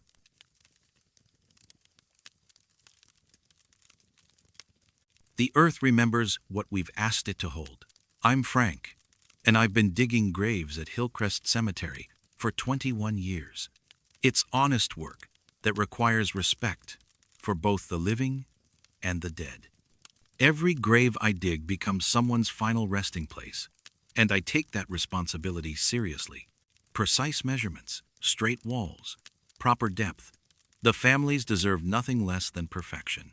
I know every section of these cemetery grounds. I can tell you where the soil drains well and where it holds water, which areas have rocky subsoil, and which have the soft earth that makes digging easier. I know where the old oak roots run underground, and where the utility lines are buried. But Section C has always puzzled me. Every morning when I arrive at work, the graves in Section C show perfect rectangular depressions in the surface soil. Not random settling or erosion, but precise outlines that match exactly the dimensions of the caskets buried below ground. It doesn't happen anywhere else in the cemetery. Sections A, B, and D maintain their level surface indefinitely. The grass grows evenly, the soil stays compact, and the graves look exactly as they should, like undisturbed ground, covering the final resting places of the deceased. But in Section C, the earth seems to remember the shape of every casket beneath it. I first noticed this phenomenon during my second year on the job. I'd completed a burial on Thursday afternoon, Mrs. Elizabeth Morrison. Nice lady who'd taught third grade for 40 years, and everything looked perfect when I finished. Smooth, level ground, fresh sod properly laid, the grave indistinguishable from the surrounding cemetery lawn. Friday morning, there was a rectangular depression, exactly where Mrs. Morrison's casket lay 6 feet below. Not deep, maybe 2 or 3 inches, but perfectly defined. The outline was so precise it looked like someone had pressed a giant casket-shaped mold into the soft earth. I assumed it was settling. New graves sometimes sink slightly, as the soil compacts around the burial vault. But this was different. The depression wasn't random settling. It was a perfect replica of the casket's dimensions, complete with rounded corners that matched the shape of the casket exactly. I filled in the depression with fresh soil and reseeded the area. But Monday morning, the outline was back, just as precise as before. Over the following weeks, I discovered that every grave in Section C developed the same rectangular depressions overnight. Graves that had been level and undisturbed for years suddenly showed perfect casket outlines in the surface soil. Old burials, recent burials, it didn't matter. The earth in Section C was mapping the contents of every grave. I mentioned this to Mr. Patterson, the cemetery supervisor, but he dismissed it as routine settling. Happens all the time, Frank. Just keep filling them in and planting new grass. The families don't need to see that kind of thing. But it wasn't routine settling. The patterns were too consistent, too precise, and they appeared overnight, all at once, as if something was pressing down on the earth from below.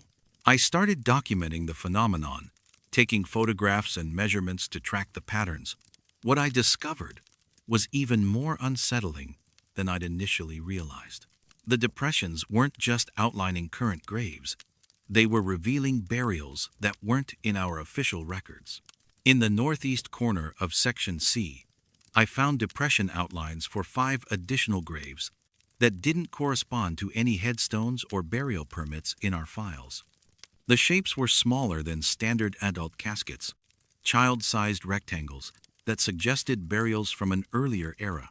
I researched the history of that section and discovered that it had been used for unmarked burials during the 1930s and 40s. Indigent burials, stillborn children, people whose families couldn't afford headstones or permanent markers. The records from that period were incomplete, and the exact locations of many graves had been lost over time. The soil in Section C was remembering burials that official documentation had forgotten. I brought this discovery to Mr. Patterson, showing him the photographs and measurements I'd collected. When he saw the evidence of unmarked graves, his attitude changed completely. "Frank, this information needs to stay confidential," he said. "If families knew there were unmarked graves in Section C, it could cause legal problems and upset people who have relatives buried there." But I couldn't let it go. Something about the precision of those depressions, the way they appeared overnight like messages written in the earth itself, suggested that these forgotten souls were trying to communicate their presence. I started researching the individual graves in Section C, trying to match the depression patterns with historical burial records. What I found was a heartbreaking story of families who had lost children and couldn't afford proper memorials. The small rectangular depressions in the northeast corner marked the graves of 5 infants who had died during the influenza epidemic of 1938. Their families had been devastated by loss and poverty, unable to purchase headstones but desperate to ensure their children were buried with dignity. According to the sparse records I found, the families had been promised that permanent markers would be installed when finances allowed. But the depression lingered. Families moved away or died themselves, and the graves remained unmarked and forgotten. Until now, the earth itself was marking their presence, creating natural memorials that appeared each morning like flowers blooming in remembrance. I decided to do something that probably violated cemetery policy, but felt like the right thing to do. I began bringing small temporary markers to place at the depression sites, simple wooden crosses with the names and dates I'd found in the historical records. Baby Morrison, 1938. Infant Chen, beloved daughter. Little Thompson, 6 months old. The next morning, the depressions were still there, but they seemed less desperate, less urgent. The earth still remembered the caskets below, but the outlines were gentler, more peaceful, as if acknowledgement had brought comfort. Over the following months, I quietly researched each unmarked grave and provided simple wooden markers for all of them. Nothing elaborate or permanent, just recognition that these people had lived and died and deserved to be remembered.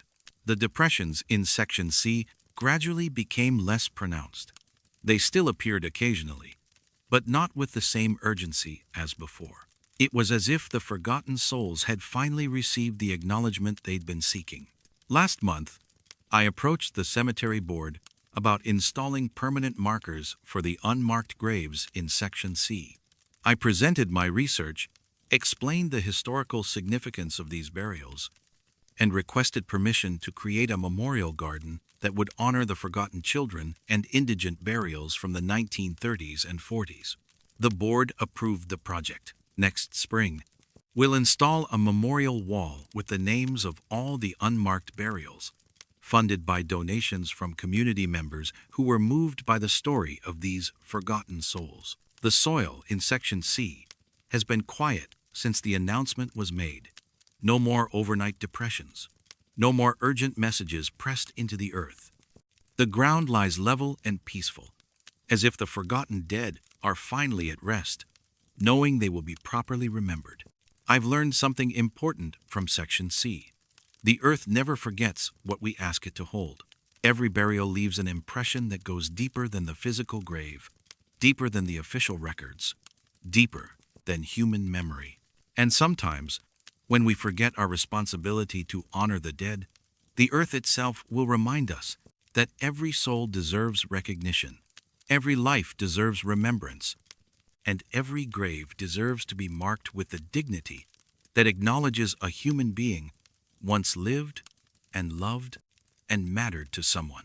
Some memorials are carved in stone, others are written in official records, and some are pressed into the earth itself by love that refuses to be forgotten.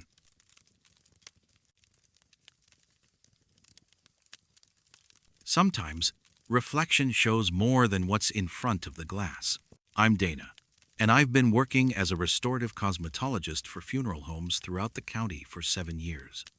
My job is to help the deceased look peaceful and natural for their final viewing, using makeup and styling techniques to restore dignity and comfort to families saying goodbye.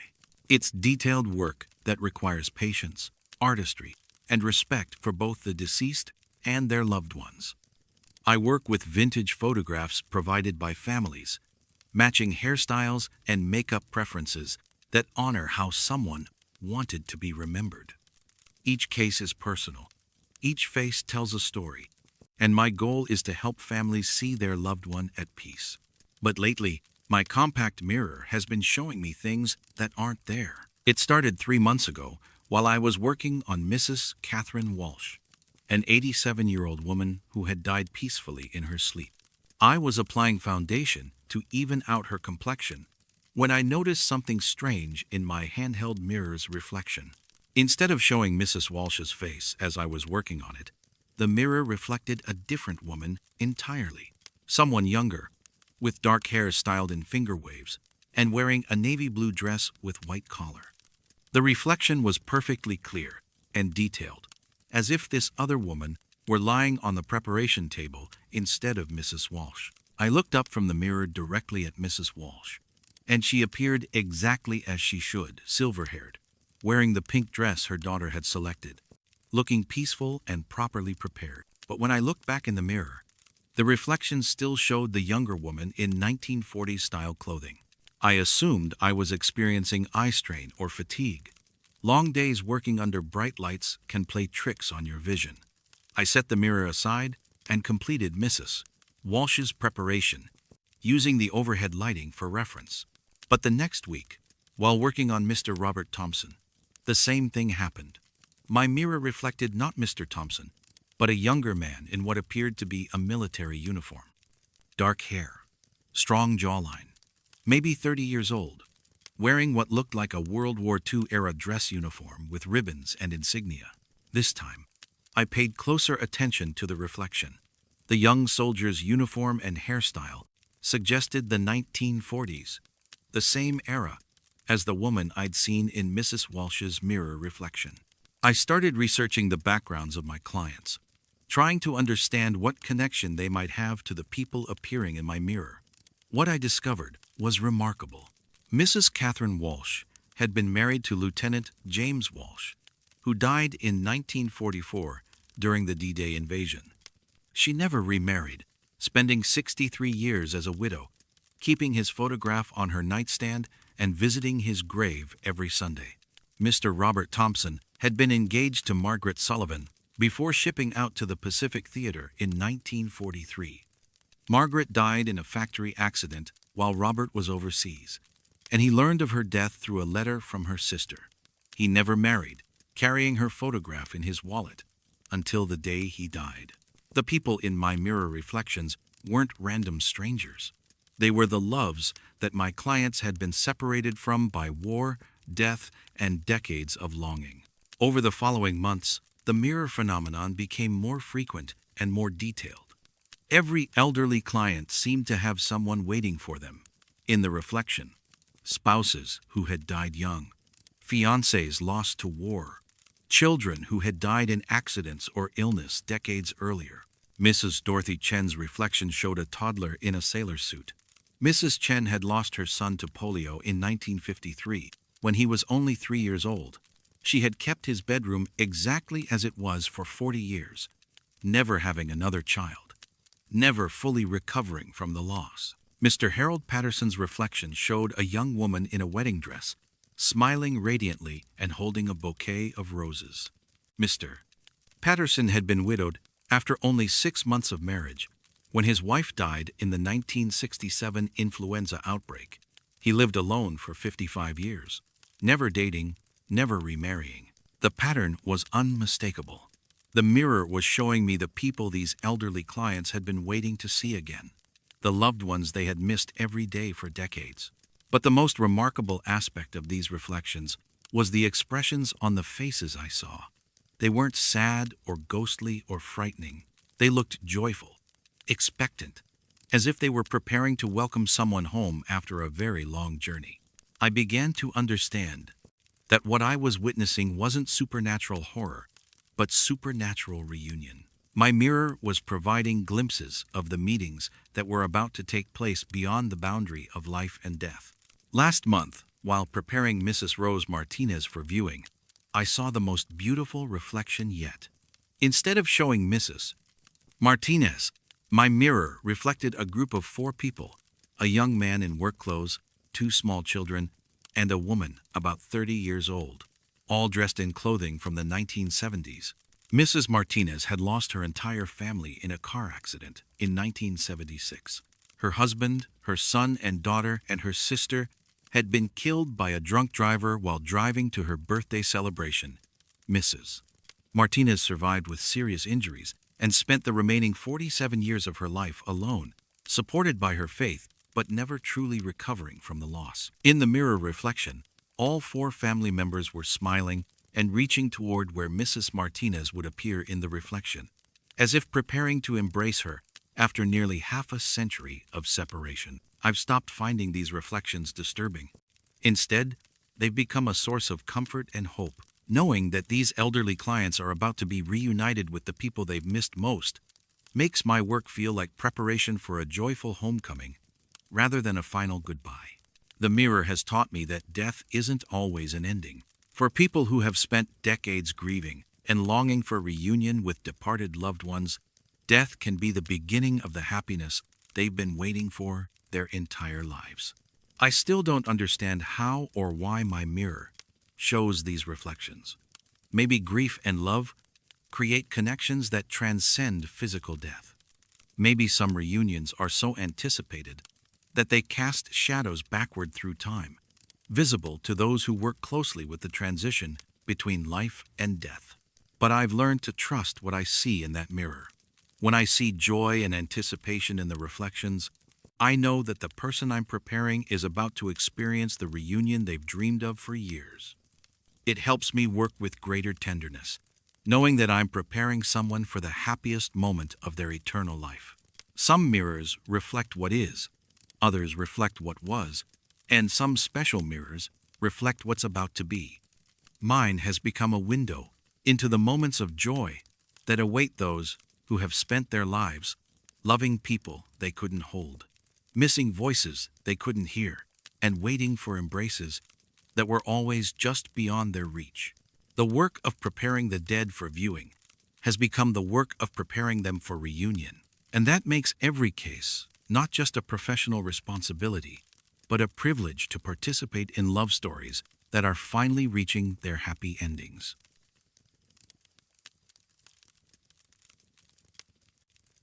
Some celebrations echo longer than we expect them to. I'm Kim, and I supervise the evening cleaning crew at Harmony Memorial Chapel.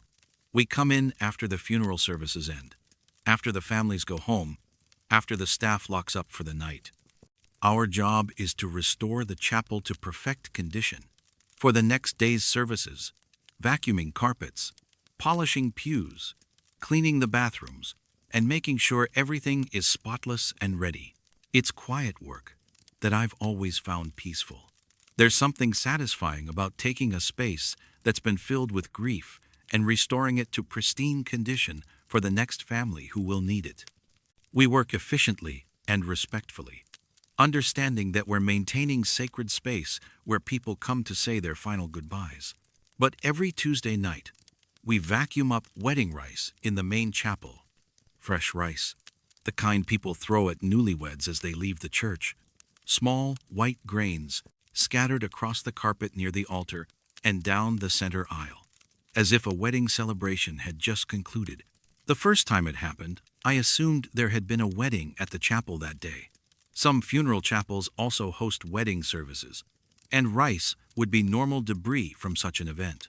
But when I checked the daily schedule, there had been only one service that Tuesday, a memorial for Mrs. Dorothy Patterson, who died at 93 after a long illness. I cleaned up the rice and didn't think much about it. But the next Tuesday, it happened again. Fresh rice scattered in the same pattern, despite the fact that we'd had only funeral services throughout the week. I started paying closer attention to the rice itself. It wasn't old or stale, and it wasn't distributed randomly across the chapel floor. The grains were concentrated in specific areas around the altar, where a bride and groom would stand, along the center aisle, where they would walk, and near the main doors, where guests would typically gather to offer congratulations. The pattern suggested a wedding procession, complete with the traditional rice-throwing celebration.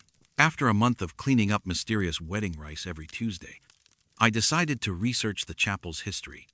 Harmony Memorial had been serving the community since 1958, but the building itself was older. It had originally been constructed as St. Mary's Community Church in 1935. I found records at the local historical society showing that St. Mary's had hosted hundreds of weddings before being converted to a funeral chapel. The building had been a popular wedding venue through the 1940s, 50s, and early 60s. But one wedding in particular caught my attention. On Tuesday, June 15, 1967, Margaret Sullivan and David Chen were married at St. Mary's Community Church.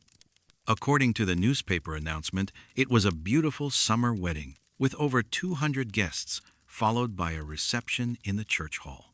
The next day, June 16th, Margaret and David were killed in a car accident while driving to their honeymoon destination. A drunk driver ran a red light and struck their car at an intersection just outside town. Both died instantly, less than 24 hours after exchanging vows. The newspaper article about the accident mentioned that Margaret was still wearing her wedding dress when the paramedics found her, and David had their honeymoon luggage in the trunk of the car. The rice that wedding guests had thrown as they left the church was still in Margaret's hair. I began to understand that what my cleaning crew was experiencing every Tuesday wasn't random debris.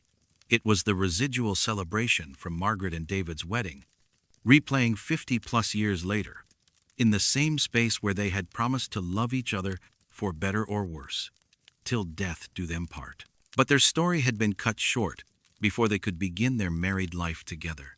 The reception, the honeymoon, the years of anniversaries they would have celebrated, all of it ended before it could begin.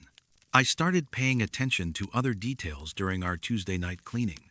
Along with the rice, I began noticing subtle signs of celebration that I'd previously overlooked. The scent of roses when no flowers were present. The faint sound of organ music when the instrument was unplugged and covered. A sense of joy and anticipation that seemed to linger in the air despite the chapel's solemn purpose.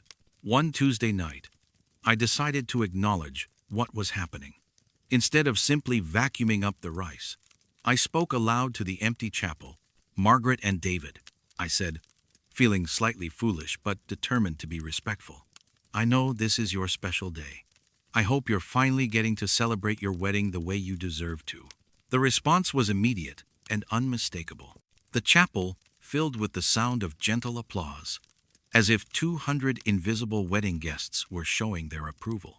The organ music became clearer, playing what sounded like a wedding recessional, and the scent of roses grew stronger, accompanied by what smelled like wedding cake and champagne. From that night forward, my cleaning routine changed. Every Tuesday, I would arrive early and set aside time to honor Margaret and David's wedding celebration before beginning the regular cleaning. I would play appropriate music, speak words of congratulation, and treat the rice not as debris to be cleaned up, but as confetti from a joyful celebration. The rice continued to appear every Tuesday, but it felt different now. Instead of mysterious debris, it became a weekly reminder that love transcends death, that some promises are so strong they echo through decades, and that some celebrations are too meaningful to end just because the celebrants have moved on to a different realm. Last month, I discovered something that brought tears to my eyes. While researching Margaret and David's families, I learned that they had been buried in separate cemeteries. Margaret with her family across town, David with his family in the county cemetery. They had been separated in death, just as they had been separated from their wedding celebration. I contacted both cemeteries and arranged for a memorial service that would symbolically reunite them. On Tuesday, June 15th, the anniversary of their wedding, we held a brief ceremony acknowledging their love story and the tragedy that cut it short. The next Tuesday, for the first time in months, there was no rice in the chapel. The celebration had finally concluded. Margaret and David had received the recognition and honor their love deserved, and they could move on to whatever comes next, together. But every few months, on special occasions like Valentine's Day or the anniversary of their death, a few grains of rice still appear near the altar. Not scattered like confetti, but carefully placed like an offering, as if they're leaving tokens of gratitude for finally being remembered and celebrated. I've learned that some celebrations are too profound to be limited by time or mortality. Love that strong, promises that deep, joy that pure, these things leave impressions that can last for generations, waiting patiently for someone to witness and honor what was meant to be celebrated forever. My cleaning crew now understands that our work isn't just about maintaining a building. We're caretakers of memory, guardians of love stories that deserve to be remembered. Every Tuesday, we take a moment to acknowledge Margaret and David's wedding day. And every time we find those few scattered grains of rice, we're reminded that some promises are kept even after death separates the ones who made them. The chapel has become more than a place where people say goodbye. It's also a place where some couples finally get to say hello to the married life they never had the chance to live, where interrupted celebrations can continue in whatever way the heart allows, and where love proves once again that it's stronger than any force that tries to end it.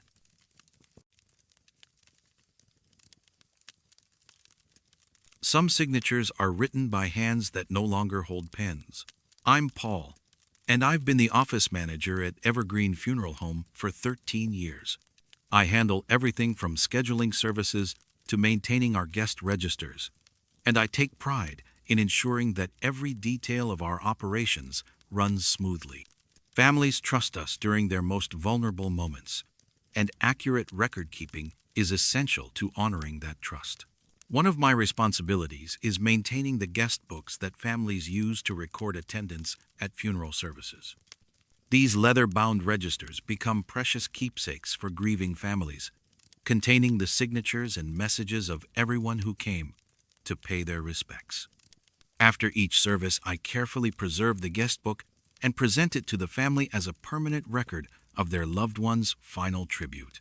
But over the past year, I've been finding signatures in these books from people who died years before the funeral service took place. It started with Mrs. Helen Rodriguez's service last spring. When I was reviewing her guest book before presenting it to her family, I noticed a signature that made me pause. Robert Rodriguez, loving husband. The handwriting was shaky but legible, the message simple and heartfelt. But Robert Rodriguez had died 8 years earlier. I knew this because we had handled his funeral service, and I had his signature on file from his own guest register.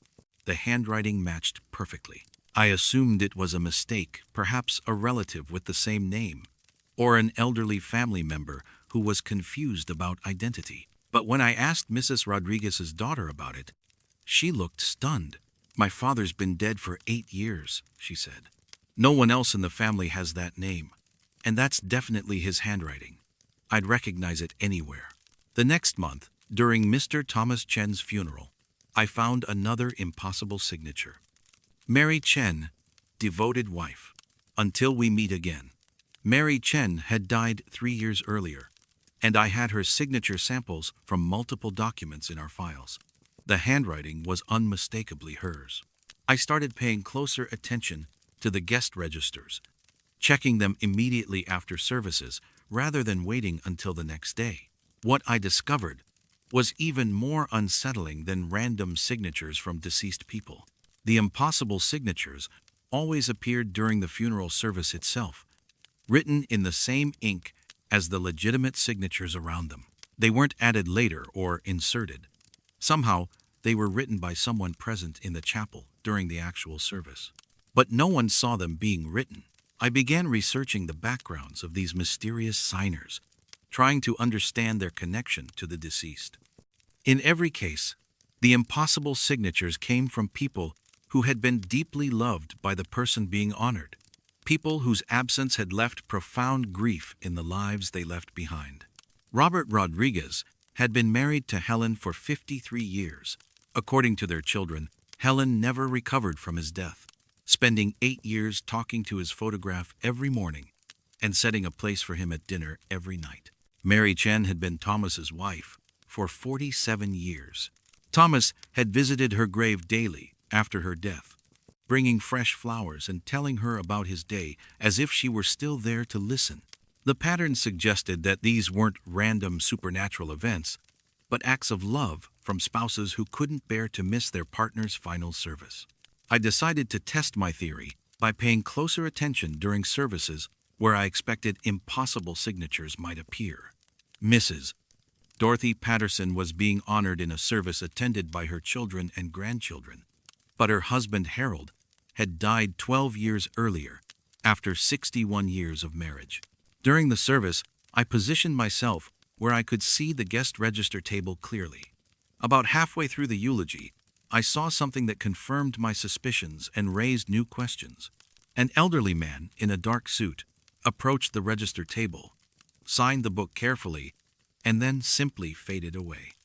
Not dramatically, not with any supernatural fanfare, he just became less visible until he was gone, like a photograph slowly losing its exposure. I checked the register immediately. Harold Patterson, devoted husband, proud to have loved her. The signature was fresh, written in the same blue ink as the other guests, but Harold had been dead for over a decade.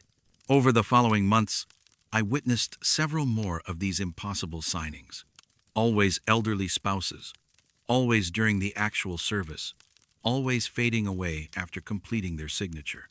The love that had sustained their marriages for decades was apparently strong enough to allow them to attend their partner's funeral, to ensure their name was included among those who came to pay their respects. But the most remarkable case occurred during Mrs. Elizabeth Morrison's service. Her husband James had died 15 years earlier, and I was expecting to see his signature appear in the register. What I didn't expect was to see him actually interact with the living attendees. During the service, I watched James Morrison approach several elderly women who were sitting alone in the back pews. He spoke to them quietly, offering what appeared to be comfort and support. The women responded to him naturally, nodding and smiling through their tears, clearly seeing and hearing him as clearly as any other mourner. After the service, I asked one of the women about her conversation with the elderly man in the dark suit. "Oh, that was James Morrison," she said matter-of-factly. "Elizabeth's husband. Such a sweet man, always looking out for people. He told me how much Elizabeth had appreciated my friendship over the years, and he thanked me for being there for her after he died. But James Morrison died 15 years ago," I said carefully. The woman looked at me with the patient expression that elderly people reserve for younger people who don't understand important things. "Death doesn't end love, young man. James promised Elizabeth he'd be there for her important moments, and he's kept that promise. He was there when she graduated from her college classes, there when she won the Community Service Award, and of course, he'd be here for her funeral. Some promises are stronger than death." I've stopped finding these impossible signatures disturbing. Instead, they've become a source of hope and comfort, evidence that the bonds formed in life can transcend the boundaries of death when the love is deep enough and the commitment is strong enough. The guest registers now serve a dual purpose. They record the attendance of living friends and family members, and they also document the presence of departed loved ones who refuse to let death prevent them from attending life's most important moments. I've started leaving extra space in the registers for these special signatures, and I make sure to use the highest quality ink that won't fade over time. If departed spouses are going to sign their names alongside the living, they deserve to have their signatures preserved just as carefully as everyone else's. Last month, we handled the funeral for Mr. Robert Sullivan, whose wife Margaret had died 22 years earlier. During the service, I watched Margaret approach the guest register, sign her name with careful precision, and then pause to read the other signatures in the book. As she read, she smiled and nodded, as if greeting old friends. Several other impossible signatures had appeared throughout the day, departed relatives and friends who had come to honor Robert's memory and welcome him to whatever reunion awaited beyond death. Margaret's signature was the last entry in the book. Margaret Sullivan, loving wife, ready to dance again. When I presented the guest register to the Sullivan family the next day, their son looked at his mother's signature with tears in his eyes. "Dad used to say that the only thing he missed about Mom was dancing with her on Saturday nights," he told me. He said when his time came, the first thing he wanted to do was ask her for one more dance. Some guest registers record who attended a funeral service. Others record who was waiting on the other side to welcome someone home. The signatures may be impossible, but the love they represent is the most real thing I've ever witnessed in my 13 years of helping families say goodbye.